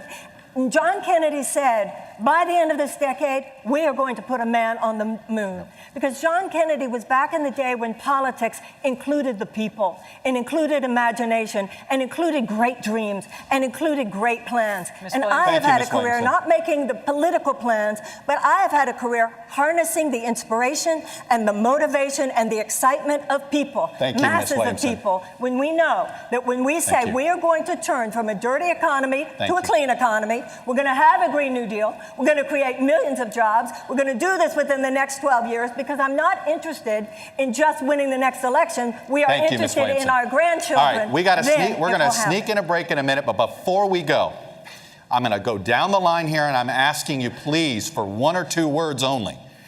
All right? Please. Really? President Obama in his first year wanted to address both healthcare and climate. And he could only get one signature issue accomplished. It was obviously healthcare. He didn't get to do climate change. You may only get one shot, and your first issue that you're going to push, you get one shot that it may be the only thing you get passed. What is that first issue for your presidency? Eric Swalwell, you're first. For Parkland, for Orlando, for every community affected by gun violence, ending gun violence. Senator Bennett. Climate change and the lack of economic mobility Bernie talks about. Senator Gillibrand. Passing a family bill of rights that includes a national paid leave plan, universal pre-K, affordable daycare, and making sure that women and families can thrive in the workplace no matter who they are. Oh, I like that. That was pretty. Senator I'm Harris. at it then. So passing a middle class and working families tax cut, That's one. DACA, guns. Okay. I'm giving you credit for the first thing you said, the tax cut. I got you. Senator Sanders, first thing. The premise that there's only 1 or 2 issues out there. This I'm not saying country there's 1 or 2. faces enormous crises. Senator we Sanders. need a political revolution. People have got to stand up and take on the special interest. We can transform this country. Fine. Vice President Biden, your first issue, Mr. Vice President.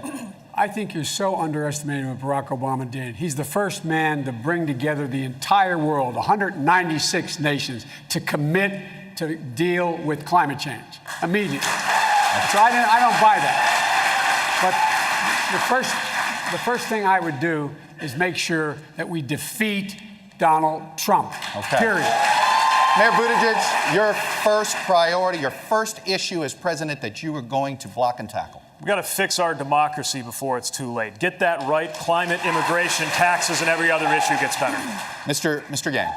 I would pass a $1,000 freedom dividend for every American adult starting at age 18, which would speed us up on climate change, because if you get the boot off of people's throats, they'll focus on climate change much more clearly. Governor Hickenlooper?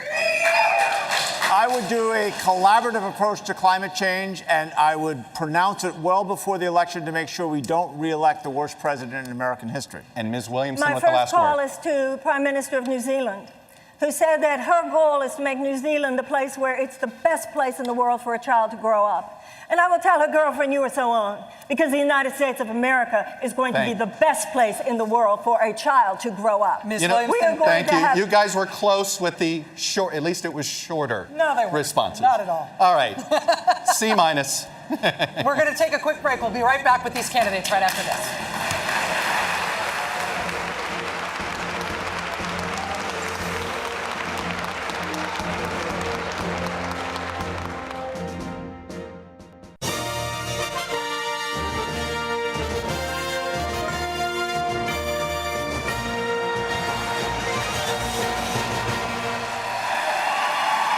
Welcome back to the Democratic candidates debate in Miami. We're going to continue the questioning now with Lester in the audience. We are in a second are going to have a question from Lester in the audience, but that was just a fake out. Let's go. We're going to go to the issue of guns and Congressman Swalwell. Among this field of candidates, you have a unique position on gun reform. You're proposing that the government should buy back every assault weapon in America, and it should be mandatory. How do you envision that working, especially in states where gun rights are a strong flashpoint?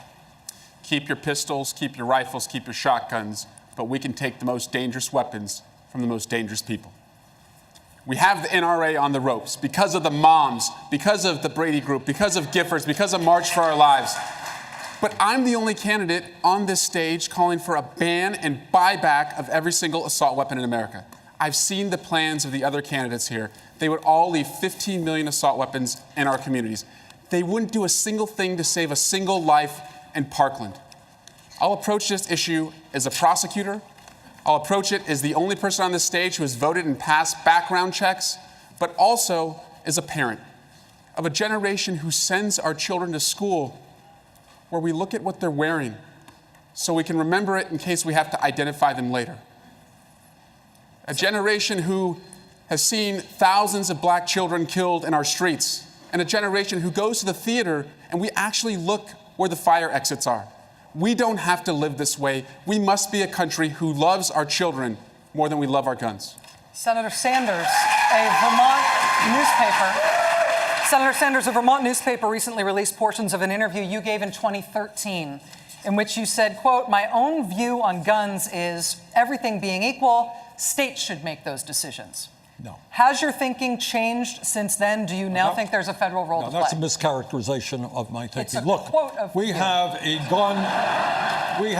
gun crisis right now. 40,000 people a year are getting killed.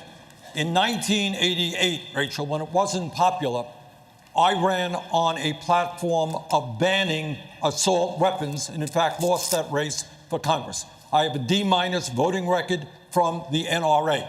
And I believe that what we need is comprehensive gun legislation that, among other things, provides universal background. We end the gun show loophole. We end the straw man provision. And I believed in 1988, and I believe today. Why would you that leave assault 15 weapons are weapons are from the military, and that they should not be on the streets of America. Your plan leaves them on the streets. You leave 15 million on the streets. We banned the sale and distribution, and that's what I believe for many years. Will you buy them back? If people want to buy, if the government wants to do that, and people want you're to going to be the government, will you buy them back? Yes. Senator Harris, we're going to give you 30 seconds. Thank you. I think your idea is a great one, Congressman Swalwell, and I will say that there are a lot of great ideas. The problem is Congress has not had the courage to act, which is why when elected President of the United States, I will give the United States Congress 100 days to pull their act together, bring all these good ideas together, and put a bill on my desk for signature. And if they do not, I will take executive action, and I will put in place the most comprehensive background check policy we've had. I will require the ATF to take the licenses of gun dealers who violate the law, and I will ban by executive order the importation of assault weapons. Because I'm going to tell you, as a prosecutor, I have seen more autopsy photographs than I care to tell you. I have hugged more mothers who are the mothers of homicide victims, and I have attended more police officer funerals. It is enough. It is enough. There have been plenty of good ideas from members of the United States Congress. There's been no action. As president, I will take action. Mayor Buttigieg, I want to bring you in on this, sir. A lot of discussion about assault rifles that are often shorthanded as military-style weapons. You are the only person on this stage tonight with military experience as a veteran of the Afghanistan war. Will military families, does that inform your thinking on this view? Do you believe that military families or America's veterans will at large have a different take on this than the other Americans who we've been talking about and who Congressman Swalwell is appealing to with his buyback program? Yeah, of course, because we trained on some of these kinds of weapons. Look, every part of my life experience informs this. Being the mayor of a city where the worst part of the job is dealing with violence, we lose as many as were lost at Parkland every 2 or 3 years in my city alone. And this is tearing communities apart. If more guns made us safer, we'd be the safest country on earth. It doesn't work that way. And common sense measures like universal background checks can't seem to get delivered by Washington, even when most Republicans, let alone most Americans, agree it's the right thing to do. And as somebody who trained on weapons of war, I can tell you that there are weapons that have absolutely no place in American cities or neighborhoods in peacetime, ever. Vice President Biden, 30 seconds. A real 30 seconds? A real 30 seconds. Okay. I'm the only person that's beaten the NRA nationally. I'm the guy that got the Brady bill passed, the background checks, number one. Number two, we increased that background check during the Obama-Biden administration. I'm also the only guy that got assault weapons banned, and the number of clips in a gun banned. And so, folks, look, and I would buy back those weapons. We already started talking about that. We tried to get it done. I think it can be done, and it should be demanded that we do it, and that's a good expenditure of money. And lastly, we should have smart guns. No gun should be able to be sold unless your biometric measure could pull that trigger. It's within our right to do that. We can do that. Our enemy is the gun manufacturers, not the NRA. The gun manufacturer. Vice President, but the NRA is taking orders from the gun manufacturer. Lester Holt has our next question. Lester, take it away. All right, Chuck. This is a question from our viewers. We put some suggestions that ask maybe they could share some. Here's one that came from Kathleen from Canby, Oregon, who writes, many fear the current administration has inflicted irrevocable harm on our governing institutions and norms, and in the process, on our reputation abroad. The question is, what do you see as important early steps in reversing the damage done? And we'll put this one to Senator Bennett. Thank you very much. What an excellent question. First of all, we have to restore our democracy at home. The rest of the world is looking for us for leadership. We have a president who doesn't believe in the rule of law. He doesn't believe in freedom of the press. He doesn't believe in independent judiciary. He believes in the corruption that he's brought to Washington, D.C., and that is what we have to change, and that's why everybody is up here tonight, and I appreciate the fact that they're up here for that reason. Second, we've got to restore the relationships that he's destroyed with our allies, not just in Europe. He flew to the G20 last night and attacked Japan, Germany, and a third ally of ours without saying anything about North Korea or Russia. And when you've got a situation where you have a president who says something happened in the Straits of Hormuz and the whole world doesn't know whether to believe it or not, that is a huge problem when it comes to the national security of the United States of America. This is a perfect and we time. need to change that. Thank you, Senator Bennett. It's a perfect time for me to do another one of these down the line. And this is what this question is, which is you're likely going to have to reset a relationship between America and another country or entity if you become president perhaps because of some relationship that you just mentioned about President Trump. What is the first relationship you like to reset as president? I'm going to go down the line, and I'll start with Ms. Williamson. Well, one of my first phone calls would be to call the European leaders and say, we're back. Because I totally understand how important it is that the United States be part of the Western Alliance. I'm trying to get one or two words here. I hear you. Governor Hickenlooper. You know, I talk about constant engagement, and I think the first country I would go to, and I understand they've been cheating and stealing intellectual property, would be China, because if we're going to deal with public health pandemics, if we're going to deal with all the challenges of the globe, we've got to have relationships with everyone. Mr. Yang, we're trying to squeeze in a couple more things before we go to another break. Mr. Yang. China, we need to cooperate with them on climate change, AI, and other issues. North Korea. Thanks for the quickness. Mayor Buttigieg. We have no idea which of our most important allies he will have pissed off worse between now and then. What we know is that our relationship with the entire world needs to change. And it starts by modeling American values at home. Okay, Mr. Vice President, I'm trying to be quick. We know NATO will fall apart if he's elected 4 more years as the single most consequential alliance in the history of the United States. Senator Sanders. It's not one country. I think it is rebuilding trust in the United Nations and understand that we can solve conflicts without war, but with diplomacy. Senator Harris. All the members of the NATO alliance. Senator Gillibrand. President Trump is hell-bent on starting a war with Iran. My first act will be to engage Iran to stabilize the Middle East and make sure we do not start an unwanted, never-ending war. Senator Bennett, quickly. Our European allies in every Latin American country that's willing to have a conversation about how to deal with the refugee crisis. And Congressman Swalwell. My first act in foreign policy, we're breaking up with Russia and making up with NATO. Thank you all. Thank you all. We have one That's a good plan. last question for Vice President Biden tonight. You have made your decades of experience in foreign policy a pillar of your campaign. But when the time came to say yes or no on one of the most consequential foreign policy decisions of the last century, you voted for the Iraq war. You have since said you regret that vote. But why should voters trust your judgment when it comes to making a decision about taking the country to war the next time? Because once Bush abused that power, what happened was we got elected after that. I made sure the president turned to me and said, Joe, get our combat troops out of Iraq. I was responsible for getting 150,000 combat troops out of Iraq, and my son was one of them. I also think we should not have combat troops in Afghanistan. It's long overdue. It should end. And thirdly, I believe that you're not going to find anybody who has pulled together more of alliances to deal with what is the real stateless threat out there. We cannot go it alone in terms of dealing with terrorism. So I'd eliminate the act that allowed us to go into war and not the AUMF, and make sure that it could only be used for what its intent was, and that is to go after terrorists, but never do it alone. That's why we have to repair our alliances. We put together 65 countries to make sure we dealt with ISIS in Iraq and other places.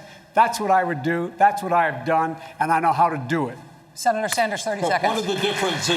One of the differences that Joe and I have in our record is Joe voted for that war. I helped lead the opposition to that war, which is a total disaster. Second of all, I helped lead the effort for the first time to utilize the War Powers Act to get the United States out of the Saudi-led intervention in Yemen, which is the most horrific humanitarian disaster on earth. And thirdly, let me be very clear, I will do everything I can to prevent a war with Iran, which would be far worse than disastrous war with Iraq. Senator Sanders, thank you. All right, guys. Informed consent of the American people. Good news is you get more time to talk, but I have to sneak in one more break. We will be right back with more debate.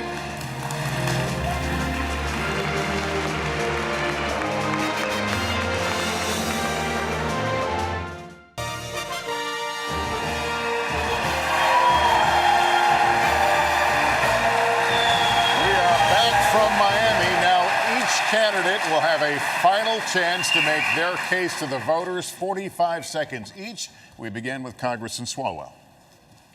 We can't be a forward-looking party if we look to the past for our leadership. I'm a congressman, but also a father of a 2-year-old and an infant. When I'm not changing diapers, I'm changing Washington. Most of the time, the diapers smell better. I went to Congress at 31, and I found a Washington that doesn't work for people like you and me. It's made of the rich and the disconnected.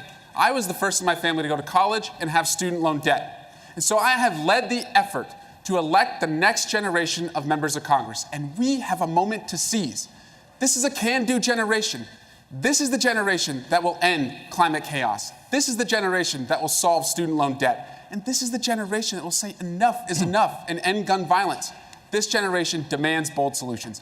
That's why I'm running for president. Congressman, thank you. Ms. Williamson, 45 seconds for your closing I'm sorry we haven't talked more tonight about how we're going to beat Donald Trump. I have an idea about Donald Trump. Donald Trump is not going to be beaten just by insider politics talk. He's not going to be beaten just by somebody who has plans. He's going to be beaten by somebody who has an idea what this man has done. This man has reached into the psyche of the American people, and he has harnessed fear for political purposes. So, Mr. President, if you're listening, I want you to hear me, please. You have harnessed fear for political purposes, and only love can cast that out. So sir, I have a feeling you know what you're doing. I'm going to harness love for political purposes. I will meet you on that field, and sir, love will win. Ms. Williamson, thank you. Senator Bennett. Thank you. Thank you.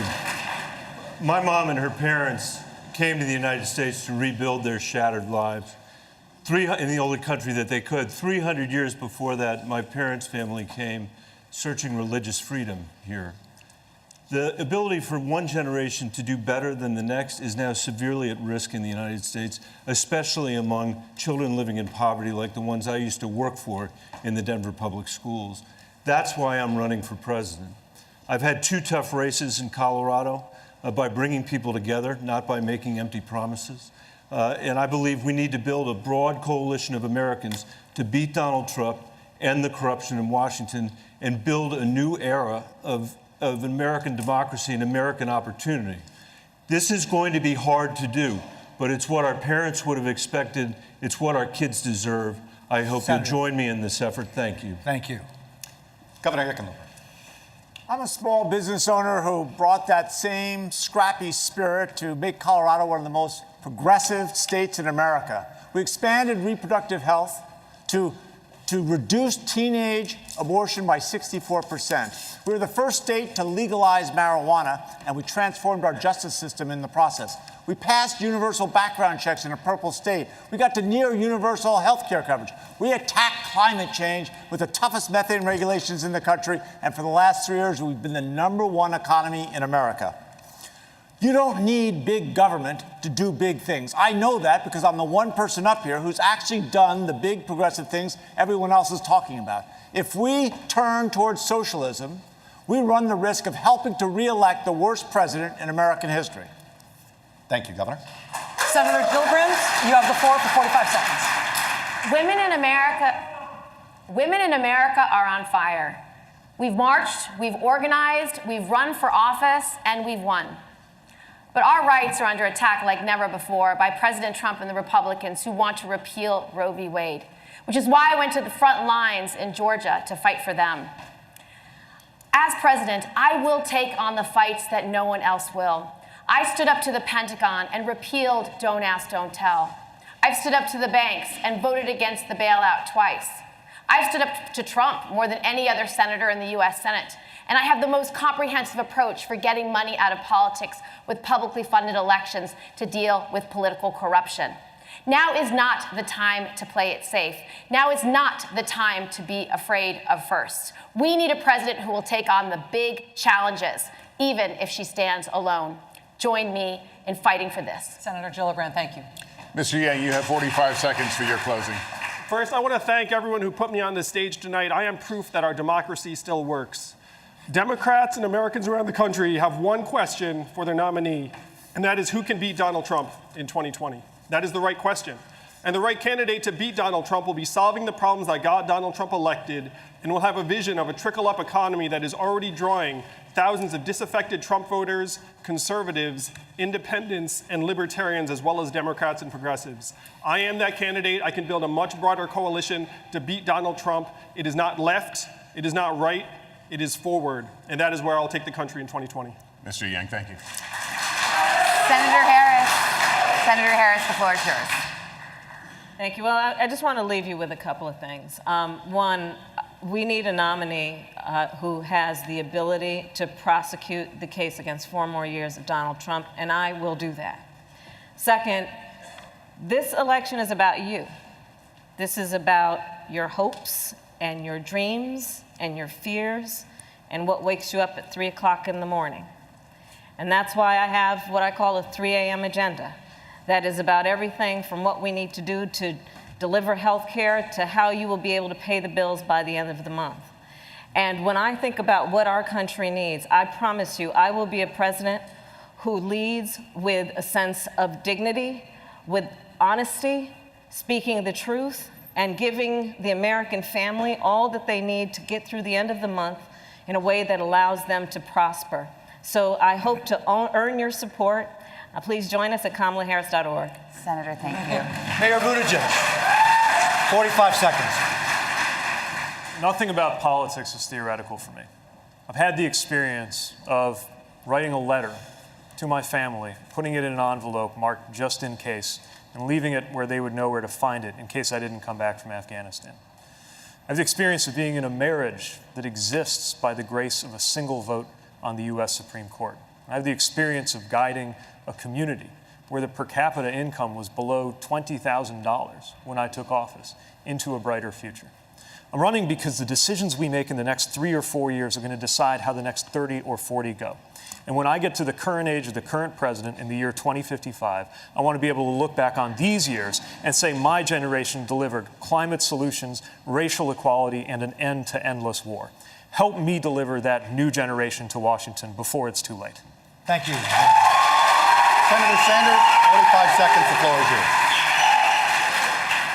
I suspect people all over the country who are watching this debate are saying, these are good people, they have great ideas. But how come nothing really changes? How come for the last 45 years wages have been stagnant for the middle class? How come we have the highest rate of childhood poverty? How come 45 million people still have student debt? How come 3 people own more wealth than the bottom half of America? And here is the answer. Nothing will change unless we have the guts to take on Wall Street, the insurance industry, the pharmaceutical industry, the military-industrial complex, and the fossil fuel industry. If we don't have the guts to take them on, we'll continue to have plans, we'll continue to have talk, and the rich will get richer, and everybody else will be struggling. Thank you, Senator. And lastly, we'll hear from Vice President Biden. Sir, you have 45 seconds. Thank you very much. I'm running to lead this country because I think it's important we restore the soul of this nation. This president has ripped it out. It's the only president in our history who has equated racist and white supremacist with ordinary and decent people. He's the only president who has engaged and embraced dictators and thumbed their nose at our allies.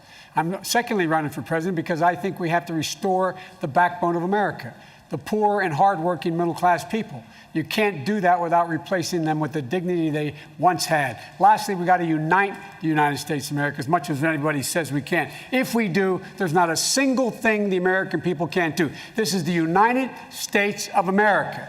We can do anything if we're together. So God bless you all, and may God protect our troops. Vice President Biden, thank you. We want to thank our candidates. We've had 2 nights of spirited debate on a range of issues, 20 candidates in all. We want to thank all of the candidates last night. Seriously, it takes guts to run and stick your neck out like this to you guys and to the 10 last night. Thanks for having the guts to do this. I would also like to thank the audience for completely ignoring our suggestion not to react. We made it a lot more fun. Also, thanks to the Democratic National Committee and the Florida Democratic Party. And of course, thank you to everyone at the Adrienne R. Center for hosting us here and our terrific audiences. Chuck mentioned. Over terrific. For Savannah, Jose, Chuck, and Rachel, I'm Lester Holt. Good night, everyone, from Miami.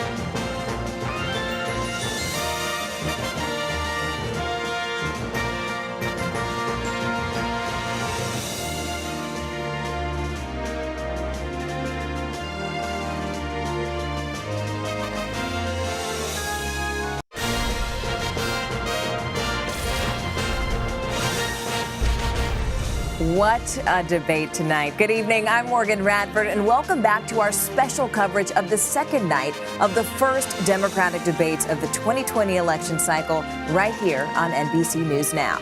There you have it, 2 nights, 20 candidates. The candidates are walking off the stage as we speak. Joe Biden, Bernie Sanders, Kamala Harris, Pete Buttigieg were in the front.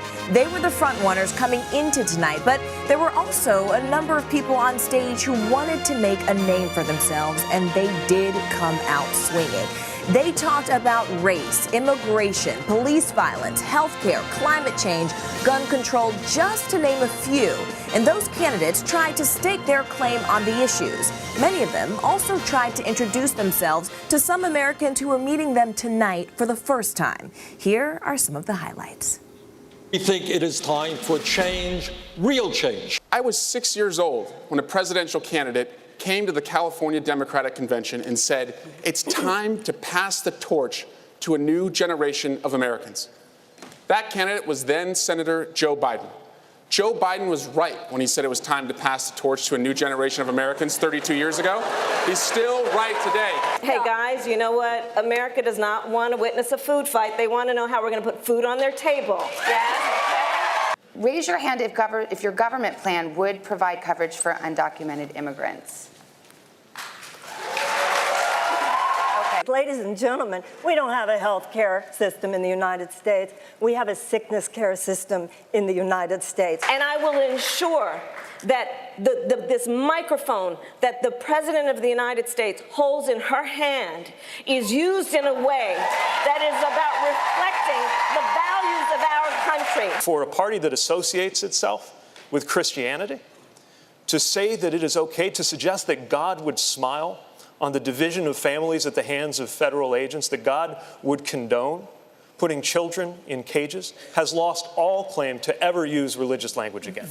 If you forcibly take a child from their parents' arms, you are kidnapping them. With sophisticated 21st century border security, not a medieval wall. And the president has turned the border of the United States into a symbol of nativist hostility that the whole world is looking at, when what we should be represented by is the Statue of Liberty, which has brought my parents to this country to begin with. We need to make a change. I am determined to bring about a day when a white person driving a vehicle and a black person driving a vehicle, when they see a police officer approaching, feels the exact same thing. We're going to get to you. Hang on. We're going to get to you. Stage, I would like to speak on the issue of race. And I'm going to now direct this at Vice President Biden. I do not believe you are a racist. And I agree with you when you commit yourself to the importance of finding common ground. But I also believe, and it's personal, and I was actually it was hurtful to hear you talk about the reputations of 2 United States senators who built their reputations and career on the segregation of race in this country. It's a mischaracterization of my position across the board. I did not praise racist. Do you agree today that you were wrong to oppose busing in America then? No. Do you agree? I did not oppose busing in America. What I opposed is busing ordered by the Department of Education. That's what I opposed. Well, there was a failure of states to integrate public schools in America. I was part of the second class to integrate Berkeley, California public schools almost 2 decades after Brown v. Board of Education. Because your city council made that decision. It was a local decision. So that's where the federal government must step in. That's why we have the Voting Rights Act and the Civil Rights Act. That's why we need to pass the Equality Act. That's why we need to pass the ERA, because there are moments in history where states fail to preserve the civil rights of all people. Who do you want, when that door closes, to be sitting behind that desk to fight for women's rights? I have been the fiercest advocate for women's reproductive freedom for over a decade. I would pass a $1,000 freedom dividend for every American adult starting at age 18, which would speed us up on climate change, because if you get the boot off of people's throats, they'll focus on climate change much more clearly. Governor, we must be a country who loves our children more than we love our guns. If more guns made us safer, we'd be the safest country on earth. It doesn't work that way. Here to help me dive into all of those issues we heard tonight on the debate stage, we've got Nancy Santiago, Vice President of Hispanics and Philanthropy, Politico's Alex Thompson, MSNBC political analyst Zerlina Maxwell. Who do you think won the debate tonight, Alex? Oh, it was Kamala Harris. And that exchange that she had with Vice President Biden is going to be the moment that's remembered in this debate. It's also one of the most substantive disagreements, debates on race and civil rights that we've ever seen in a presidential debate. And it's not even over because Kamala's campaign is already saying Biden needs to apologize for his past positions on busing. And there's an open question. Biden in there defended his past views that the Department of Education should not go in and enforce busing. That's not clear. That's palatable for this modern day Democratic Party. And they're going to keep pushing him to apologize and change his position. Do you think he was right, Zerlina, to double down when she held his feet to the fire? No, he was absolutely wrong. He's wrong. And she articulated fundamentally, I think, a really important debate in the Democratic Party, which is the role of the federal government when it steps in. When states are not doing what the Supreme Court says it should do, right? The federal government is the only entity big enough and strong enough to come in and say, no, you're going to admit these schools and integrate schools. And so her point on the substance is correct. So he was absolutely wrong in that moment and wrong to double down. And Nancy, you were there last night in Miami, correct? That's right. One thing I could not help but notice was the way that identity politics was treated tonight versus last night. To me, and tell me if I'm wrong, it felt like last night was more about who I am. And tonight was more about what I've experienced. You saw the candidates connect on things like healthcare, saying, look, I've had a sick dad or I've had a terminal illness. And it seemed to be about the marrow of their experiences. Do you think that affected why that moment with Kamala was so powerful? Well, I don't think it was that per se for me, having been in the audience, because there was some identity politics last night. And it was really around the immigration piece. It's not black and white, right? This is a very different thing. So in that respect, there was some, and that was a little heated exchange between Beto and Julian Castro, right? And so if you think about that piece, it just played out differently. What I think the problem or the missed opportunity for Biden was if he had a chance to model for America how to say, I'm sorry, let's fix this. Because she said, I was hurt personally. That was his moment to show America how you do come together, to show America how you bridge that. Because he said, I'm the bridge. Well, then do that. And that didn't happen in the exchange with Kamala. I think she spoke for other black people, too, because I think saying that it was hurtful, it's not saying that, like, we need to have a march in Washington to protest Joe Biden, right? I mean, that we're just saying that, you know, your words had an impact in a negative way because it seemed like you didn't understand what you were saying in the moment. You were complimenting, not praising specifically, to be clear, but saying something complimentary about segregationists seems like something you should not say as a Democrat who wants to win the nomination. And speaking of that, what I think was so powerful was when she said, hey, I do not think you're a racist. Because for any of us who are out in the field, we hear that word being thrown around, being used just because you voted for Trump, automatically you're a racist, automatically this. And to say very plainly, hey, I believe I know what's in your heart, but this is an issue about policy, and that's why we're all standing here on the debate stage. Do you think, however, that she's keeping this issue around, as you mentioned, she said the word praising the segregationists, which he didn't, he said he didn't do, to be clear, and he said he didn't do that. Yep. Do you think she, and even Senator Booker, are keeping this issue alive for political reasons? Sure. Yeah. I mean, yes. Alex is like, okay. It's a debate. They both want to be president. Only one of them can be president. She's going to prosecute that case. That doesn't mean that the feelings aren't sincere. And that she wasn't offended and that she wasn't hurt. But she's going to keep pushing this because she wants to show that she can not only prosecute the case against Trump, she's going to prosecute the case against the frontrunner right now and prove that she can take him down. I think that's what tonight was about for her. Speaking about looking like somebody who wanted to win the election, she didn't come in tonight just to, go up in the polls a little bit. She came out tonight with the conviction. I mean, it was almost like in the eyes. She had conviction. She looked directly into the camera at the American people and said things, with such confidence. When I'm president, when I'm in the she will hold the mic in her hand. Right. I mean, those are it's subtle, but I don't know if you feel this way as well. But Carol Moseley Braun in 2004 obviously participated in the debate. First African American woman. I have not I didn't watch that was the 90s, right? And I didn't watch the debate. This is the first time in my adult life I've seen a black woman on. But let's a just stage make sure like we this. pause for our audience here. Yes. So Senator Harris is Correct. the first African American female senator. But back in the day, in the 90s, this is who was at the debate stage from Illinois. There are 3 black women total that have ever run, but this is the first time in my adult life I've seen a black woman on stage at this level, and to see them show up and not just be happy to be there and be participating, that they're taking it to the front runner, not just the front runner, but the former vice president, to the first black president. I think that she's going to win over a lot of fans who, again, going back to the AP poll I cited at the beginning, she's the #1 on the list of people who want to learn more about her. So, Nancy, I have to get you to weigh in on this for me. Why was that moment with Kamala tonight read so differently than that moment with Beto yesterday, cuando estaba hablando español, when he was speaking Spanish? Right. It's one of those moments we've been using the word appropriation quite a bit. It was that moment of, come on, not here. Let's not do this right now. But this is broadcast on Telemundo, para que la gente sepa, so that everyone knows que había gente Latino, there were Latino people in the audience. So he was speaking Spanish also to a Latino audience. But it was one of those moments what we saw happen in Julian, and mind you, Julian had nothing to lose last night. It was wonderful, he had everything to gain. That fire in the belly came out. And I think Beto really dragged it out of him with that moment, because he's like, let's not go there, because we're going to talk about this, not with some cute Spanish, but what it really is. And here are the policies that you're not answering to, that you're not talking about how you're going to change. And again, no one tonight mentioned 1325. Right. Everything Only that's Julian did yesterday. That's right. And nothing happened today. And what we're still and we're in looking at 1325 for our audience, asylum, just so they understand well, what we're it's 1325 is what makes it illegal to get across a border without a document, right? That's what makes it illegal. It could be a civil offense. It doesn't have to be a criminal one. Right. But this is the struggle. So that right there is what's causing it. And make no mistake about it, nobody brought up the raids that are pending. The city of Philadelphia, my hometown, it's about to be one of the largest staging sites for what we will see again as family deportations, and they're coming. No one brought it up. So I think what happened is, speaking Spanish is nice.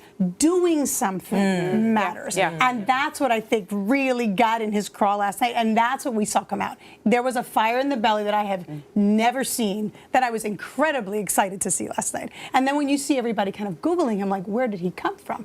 I think we're going to have the same reaction to Senator Harris tonight, although many more people know who she is. But there was a different senator that was on that stage tonight. Well, we did just find out that in terms of Google searches, the Google search for Kamala Harris increased by 500% tonight since the debate began, and she was the top search among all of the candidates. But one candidate we did not speak about, interestingly, in this post-debate show, but we were speaking about in the pre-debate show, was Senator Sanders. Yeah. So what happened? Did he hurt or did he help his lead tonight? Well, he clearly came in not wanting to engage Biden. There was all this speculation that he was going to take on Biden, and even on one of the signature issues, really a layup for Bernie about the Iraq war vote in 2003, where Bernie was in the Congress and voted the opposite way. He mentioned it, showed that he disagreed, and then moved on to other issues. He clearly didn't want to get in a jousting match with Biden. Was he scared?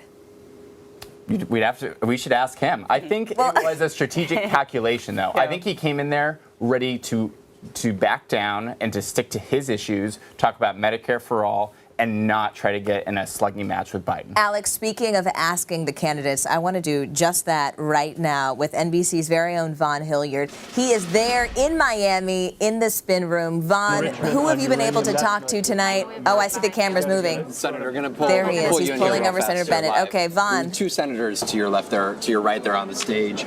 Senator Bernie Sanders and Senator Kamala Harris, and they raised their hands when they talked about eliminating private health insurance. From your experience in the Senate and from working on such legislation, what is it that they're missing in this equation here?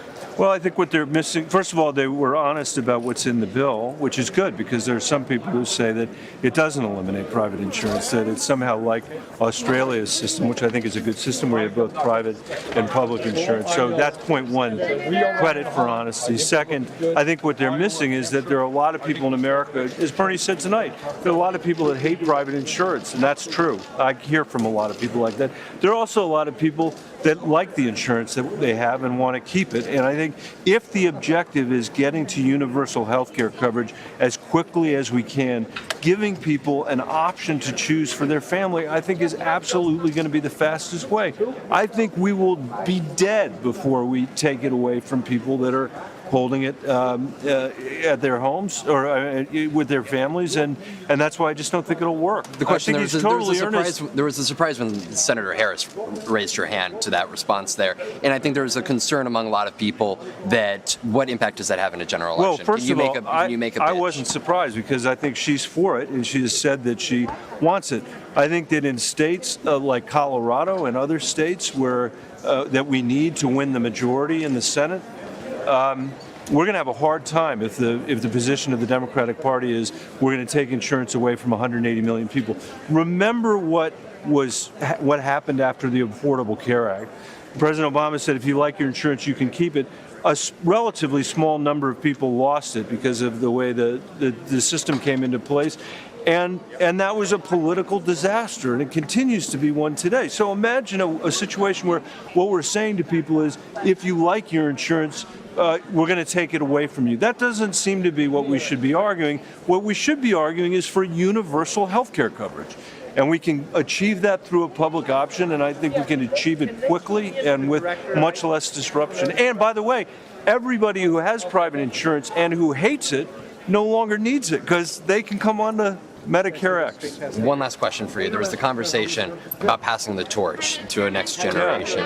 Do you believe that two men in the middle of that stage should pass that torch? I think it's time. I mean, I'd answer Bernie's question that he asked at the very end by saying, look, yeah, it's true. 40 years of economic immobility in this country, and we haven't figured out how to address it. I think it's time for a new generation of leadership in the country. I agree with that. Senator Michael Bennet. Thank you. Appreciate Thanks for having me. Good to see you.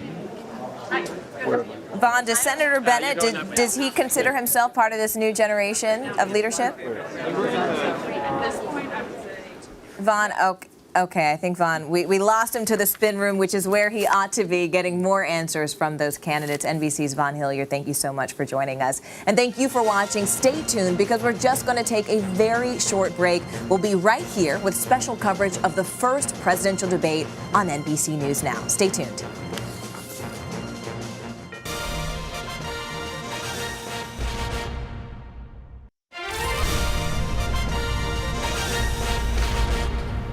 Thanks so much for joining us here on NBC News Now. And one of the big issues that the candidates hit early was their plans for health care. We also heard a lot about that from candidate Stilwell, who is now talking to NBC's Vaughn Hilliard.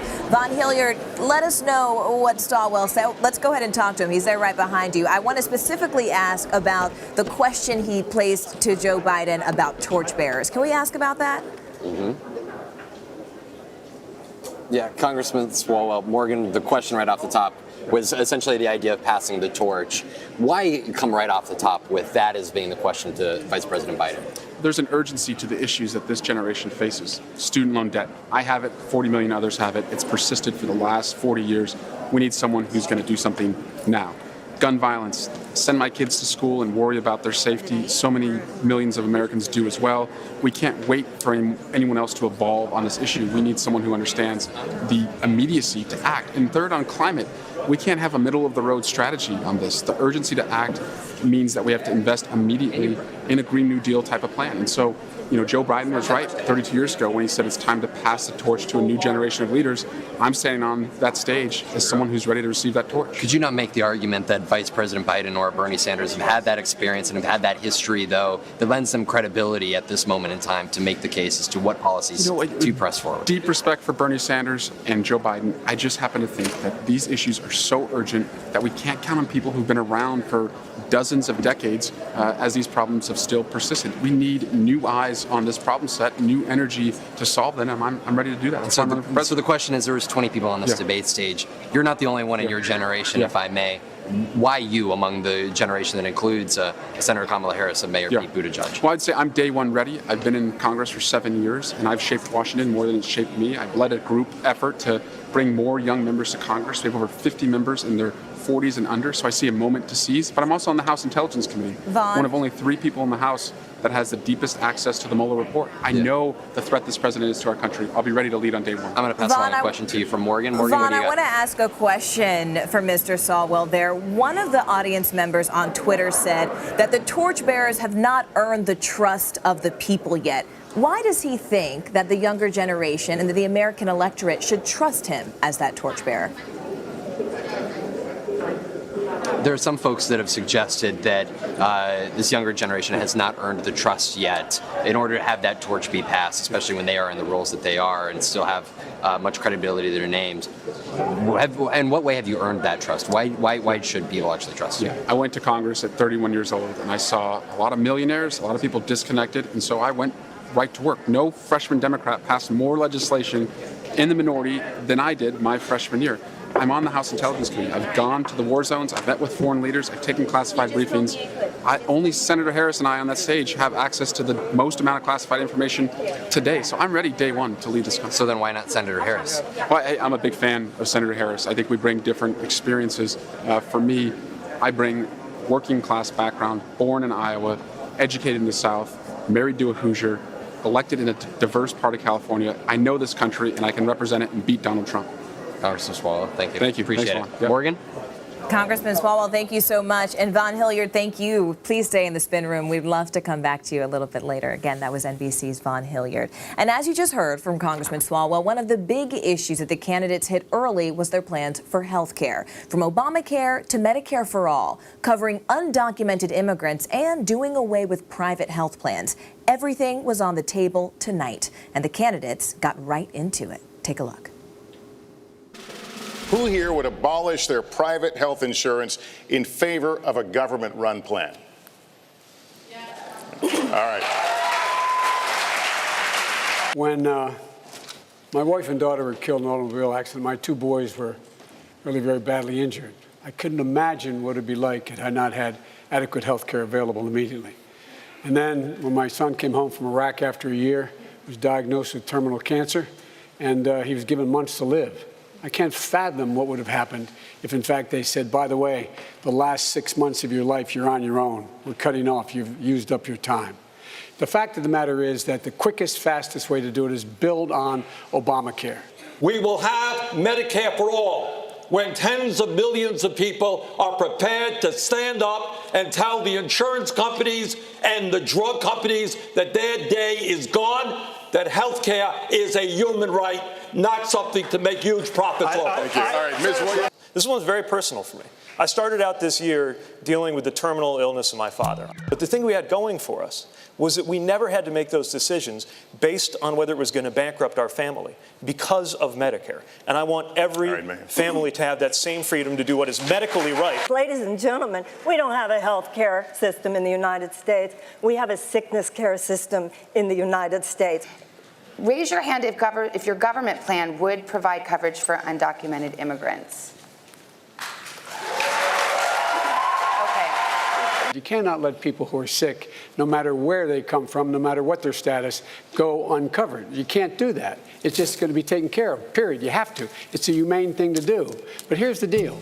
They, in fact, contribute to the well-being of the country, but they also, for example, they've increased the lifespan of Social Security because they have a job, they're paying a Social Security tax. That's what they're doing. It's increased the lifespan. They would do the same thing in terms of reducing the overall cost of health care by them being able to be treated and not wait till they're in extremis. When we beat President Trump and Mitch McConnell walks into the Oval Office, God forbid, to do negotiations, who do you want when that door closes to be sitting behind that desk to fight for women's rights? I have been the fiercest advocate for women's reproductive freedom for over a decade. And I promise you, as president, when that door closes, I will guarantee women's reproductive freedom no matter what. Thank you. As you just saw, the gloves were off tonight. But how many of those claims were true? NBC's Jane Tim is in Miami right now, where she's been fact-checking the candidates. Jane, what caught your eye tonight? Hey, Morgan. Tonight was definitely a much dicier night than last night. A lot of different facts flying, some of them right, some of them not right. One of the first things that jumped out at me was Senator Kamala Harris saying Democrats, the economy isn't working for some people because people are working multiple jobs. This is something we hear a lot from the left because the economy looks pretty good and it's one of Trump's biggest claims for re-election. But the Bureau of Labor Statistics tracks how many people actually work multiple jobs. It's about 5% of America. That's 8 million people, so quite a lot of people. You can say there's a lot of people doing it, but it's actually down slightly from the last 20 years ago. A couple other things that jumped out at me. Mayor Pete Buttigieg talking about the pathway to citizenship, the fact that the vast majority of Americans actually support some kind of pathway to citizenship for undocumented immigrants. This is true. We have a Gallup poll that says 81% of Americans feel this way. A couple other things. A lot of people say Medicare for all doesn't abolish all private insurance. It does for everything but cosmetic care, which is not what most people think about for insurance purposes. The big one, of course, is Biden and busing. So Kamala Harris went straight after Biden for his opposition of busing years ago and how his policies and how he worked with segregationists. And this is true. She's careful in what she says, but Biden absolutely worked with avowed segregationists in order to oppose busing. His constituents opposed it and he opposed it. And it's one of the things that's really hitting him hard right now as he tries to say he can take the banner for his party in the 2020 election.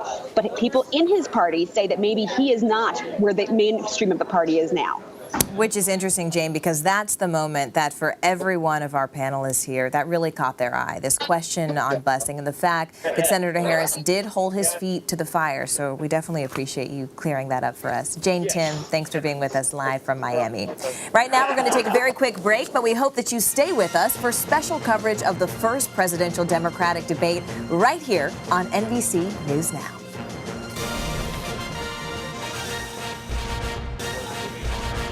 Welcome back to NBC News Now. Let's go straight to our very own Dasha Burns, who's watching the debate tonight with a few college students from all across the country. Dasha, what stood out to the students tonight? Who do they think really captured their attention? Oh, man, it was a lively room in here tonight. A lot of hot takes, and I'm going to ask for them now. Guys, you had a lot to say while we were watching, and I want those top-line reactions right now. What stood out about the candidates, and what was your take on the debate overall tonight, especially compared with last night? Well, I think Vice President Biden and Senator Sanders both buckled under the pressure of being frontrunners. It seemed like when the heat really got turned up on them, they couldn't hold their own. And I think that's pretty big of, are they going to be able to last in this field? And, for somebody like Vice President Biden, if, Kamala Harris was pretty tough on him tonight, the president's going to be tough on him in a general election. Is he going to be able to handle that? Mm-hmm. Speaking of Kamala Harris, I felt that even though tonight a lot of the candidates were able to come at Joe Biden for his controversial past, I think that Kamala was able to benefit from people not checking up on her particular past as she talked about her role in regards to prison reform and immigration. I feel like other candidates should have held her feet to the fire, just as they held Joe Biden to that standard as well. So that should be interesting to see what's going to happen in the future. However, I do feel that she was able to make very strong quotes that are going to be headliners. And from that, people are going to be under the impression that she, quote unquote, won this debate. I, however, don't think so. Right. So you don't think people checked her enough, but the fact that didn't happen, that she was able to hold Joe Biden's feet to the fire and no one came back at her. I mean, what does that say about her performance? Definitely very worrisome in that regard. And especially, I'm going to keep going back to her statements about prison reform. She has a very controversial past about that. And the fact that nobody was able to bring that up and she was able to kind of paint the narrative of an individual that has always been fighting for these rights is somewhat problematic to me. But did she resonate with you guys tonight?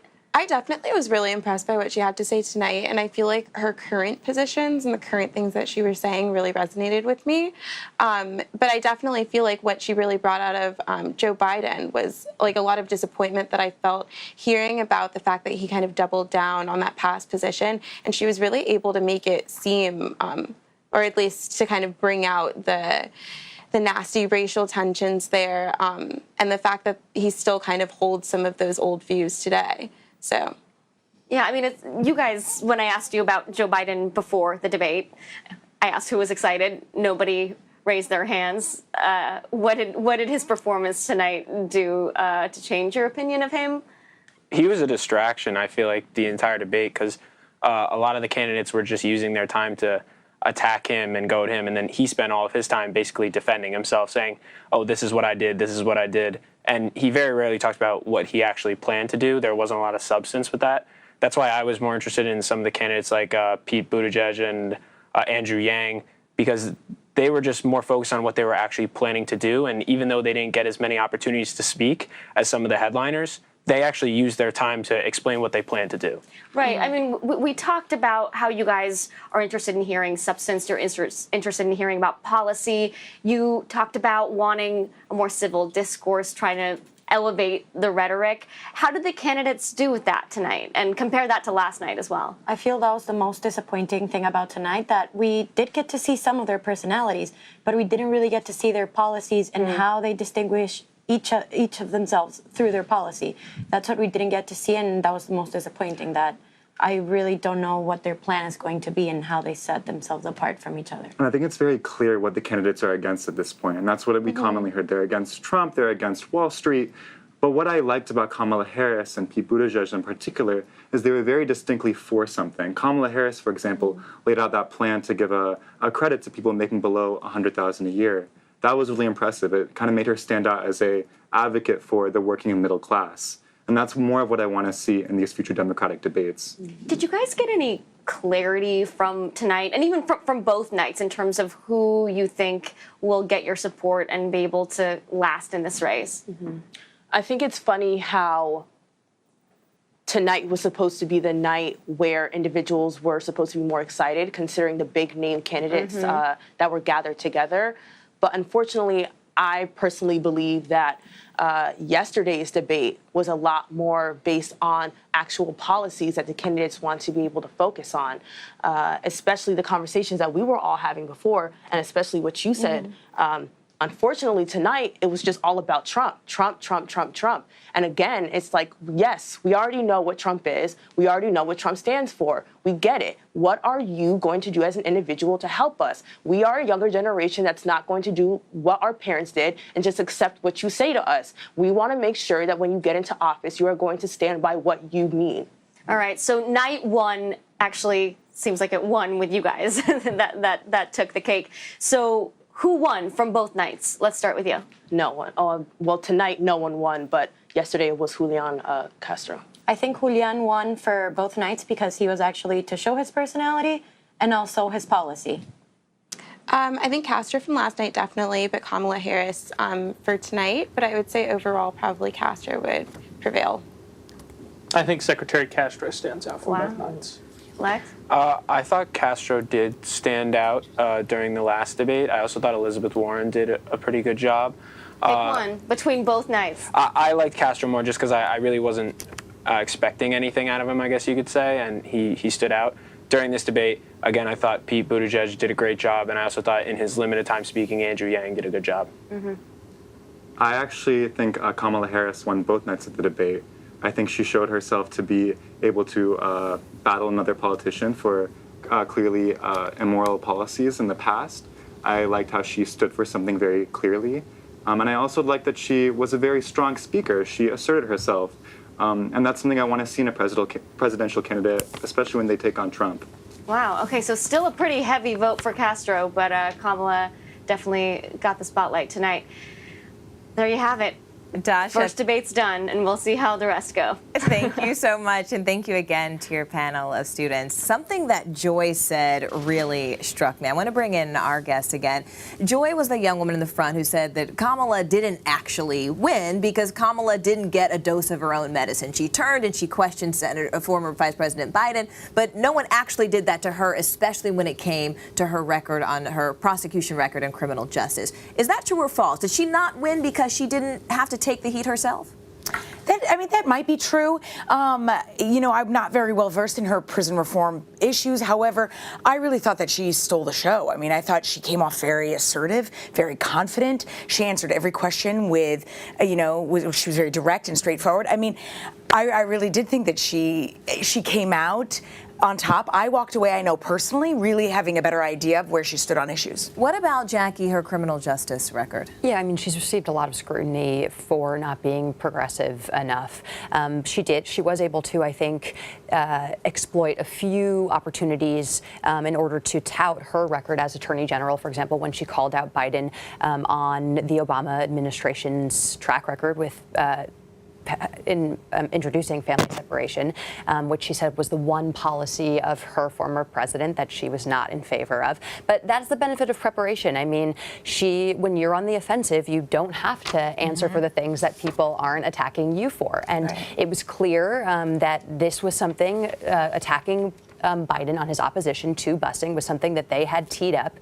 She went for it, and she did not let up on Biden. And that was a really big moment. That was the defining moment of the week. That's been the defining moment, I think, of this election so far. And she made it very personal. She did. And what about Buttigieg, Nancy? Because, when he was asked about why the police force back in South Bend was not very diverse, he said very plainly, "I couldn't get it done."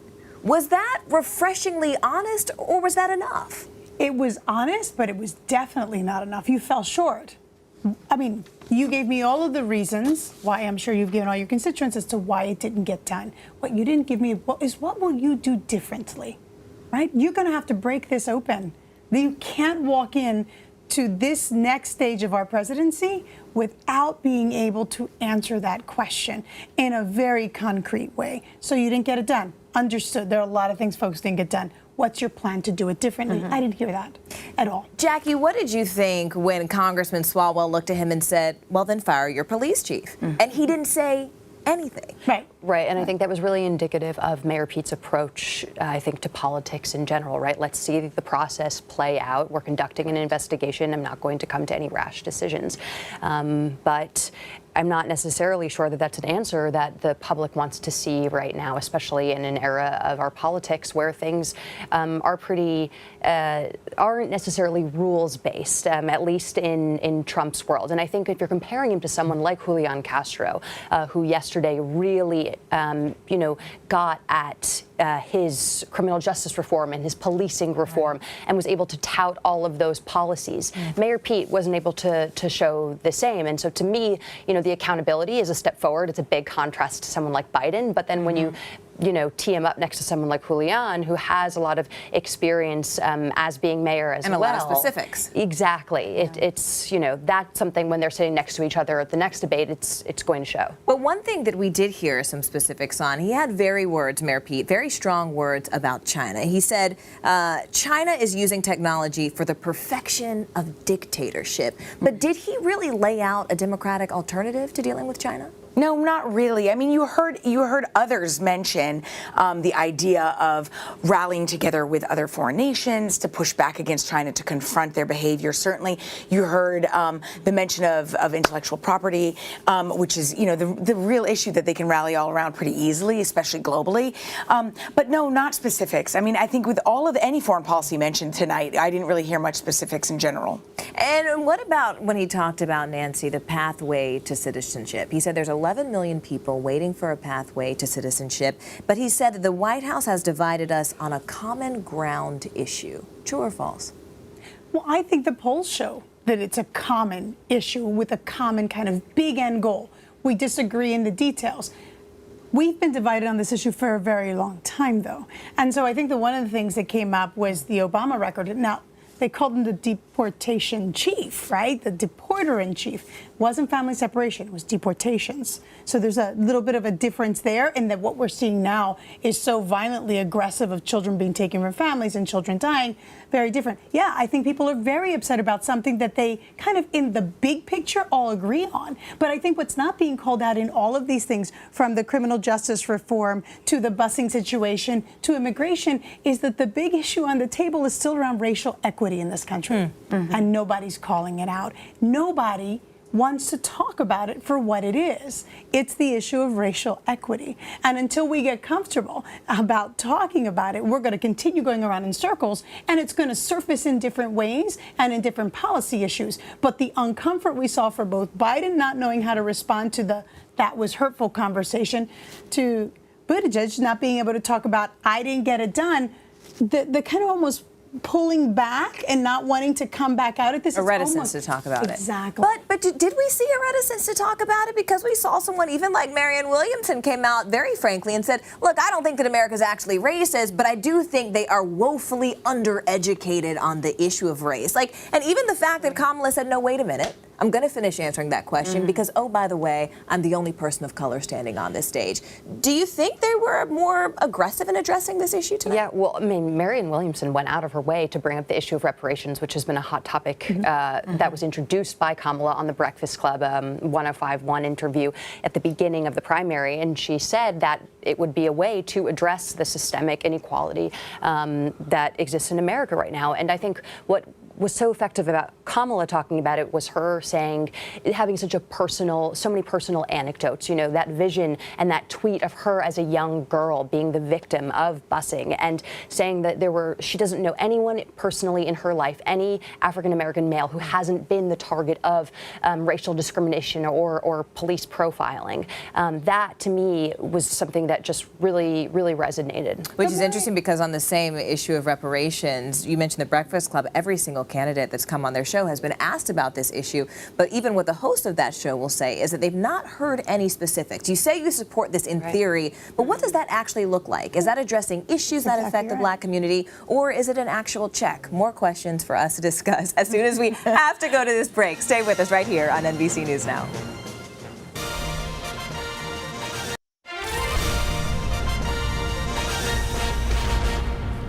Last night, Democratic candidates held back just a little bit more when they were referencing President Trump. But tonight was a very different story. Let me tell you something. I hear that question, but where was that question when the Republicans and Donald Trump passed a tax bill that benefits the top 1%? The American people understand that Trump is a phony, that Trump is a pathological liar and a racist, and that he lied to the American people during his campaign. He said he was going to stand up for working families. Well, President Trump, you're not standing up for working families when you try to throw 32 million people off the health care that they have, and that 83% of your tax benefits go to the top 1%. That's how we beat Trump. We expose him for the fraud that he is. What does Donald Trump do? He says, go back to where you came from. That is not reflective of our America and our values, and it's got to end. What President Trump has done is not only attack these children, not only demonize these immigrants, he is attacking a basic principle of America's moral core. We open our hearts to the stranger. But the worst thing President Trump has done is he's diverted the funds away from cross-border terrorism, cross-border human trafficking, drug trafficking, and gun trafficking, and he's given that money to the for-profit prisons. President Obama, I think, did a heck of a job. To compare him to what this guy's doing is absolutely, I find, close to immoral. This president, though, for immigrants, there's nothing he will not do to separate a family, cage a child, or erase their existence. Well, one of the worst things about President Trump that he's done to this country is he's torn apart the moral fabric of who we are. When he started separating children at the border from their parents, the fact that 7 children have died in his custody, the fact that dozens of children have been separated from their parents and they have no plan to reunite them. On day one, we take out our executive order pen and we rescind every damn thing on this issue that Trump has done. What is the greatest national security threat to the United States? It's Donald Trump. And I'm going to tell you why. Because I agree, climate change represents an existential threat. He denies the science. You want to talk about North Korea, real threat in terms of nuclear arsenal, but what does he do? He embraces Kim Jong-un, a dictator for the sake of a photo op. So, Mr. President, if you're listening, I want you to hear me, please. You have harnessed fear for political purposes, and only love can cast that out. So sir, I have a feeling you know what you're doing. I'm going to harness love for political purposes. I will meet you on that field, and sir, love will win.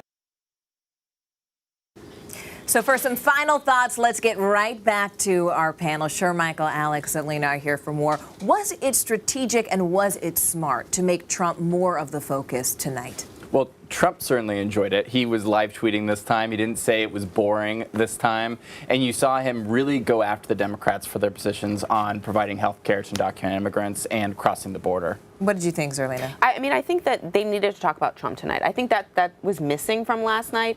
And you need to talk about Donald Trump because nothing about this moment is normal. I think it's good to show that the Democrats can be the post-Trump leaders of the future, but we need to talk about the existential threat that Donald Trump poses to the country. What did you think, Shermichael? Did you feel like this tonight just gave Donald Trump more fodder because of the division? I mean, look, I think when you think about this thing, if I'm a Democrat, I'm concerned about a couple things here. Who can beat Donald Trump in the states where it matters? So if you look at Pennsylvania, Trump beat Hillary Clinton by 44,000 votes. He beat Hillary Clinton in Michigan by 10,000 votes. He beat Hillary Clinton in Wisconsin by 22,000 votes. And in Florida by 100,000 votes. Those are not drastically wide margins that are unbeatable. So my question is, if I'm going to make this case that if I am a Democrat that I can beat this guy, how can I make up those margins? That has to be the fundamental question when you're thinking about electoral politics. But it wasn't just about focusing on Donald Trump because it was also about focusing on each other. And then we saw kind of a similar tactic tonight that we saw last night, where these guys who were polling in the single digits on the ends of the stage were coming for the guys who were standing in the center of the stage. We saw Swalwell go for Biden, Bennett go for Bernie. Did that work? I think so. I mean, otherwise, were you going to remember who is at the end of the stage? I mean, I'm not even making that as a joke. I think there are a lot of candidates on stage, and sometimes it's hard to keep track with where each one stands on the issues. But I think, in order to stand out on a stage of 10 people, you have to go after the guy who's in charge. I mean, you're running for president. You're not running, just to be there. There's one office. Yeah, one office. And I think, going back to the thing I said earlier about Kamala Harris, I mean, I think it's important to show up and act like you're there to be president.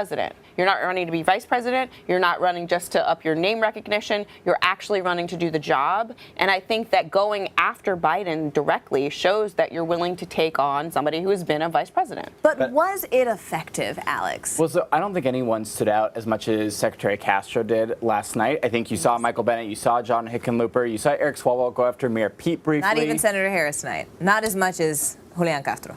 Oh, no, Secretary Harris, but I consider her in a different tier than Secretary Castro. I was talking about sort of the lesser tier going after the big candidates. Kamala clearly is in a league of her own with this debate. But no, Michael Bennett, all these lower tier candidates, I don't think they really did anything to help their candidacies to qualify for the third and fourth round of debates. But the truth is, a lot of people who are watching these debates are tuned in and they're curious. Was there anything that you heard tonight that would really jazz up those people who stayed home back in 2016? I'm going to be honest, not yet, but it's early, right? I mean, there are so many debates to come. Candidates have to continue to build out those operational infrastructures. I don't think we pay a lot of attention to this. Debate performances are great, but are you actually laying that foundation, which is how you target, how you mobilize a constituency that propels you on to a victory? And it's too early to sort of predict this yet. Yeah, they're very focused on the progressive voters, and the question is, by taking these progressive stances, will it make it harder to appeal to those voters in the general? And the question is, though, will it work? We're going to have a hard break here in just a moment. I want to thank each of you for coming in tonight, and even those who aren't sitting on the couch right now, Alex, Jackie, Shermichael, Hagar, Nancy, Zerlina, Dasha, and all of those students, and of course, all of you at home. Thank you so much for watching the past 2 nights of the first presidential Democratic debates. Thanks for tuning in to NBC News Now, and don't miss the main event. Don't go anywhere because we're going to replay night 2 of the first Democratic debate just coming up next. Otherwise, tune in tomorrow at 3 p.m. Eastern for more on NBC News Now. I'm Morgan Radford. Thank you so much for spending your evening with us.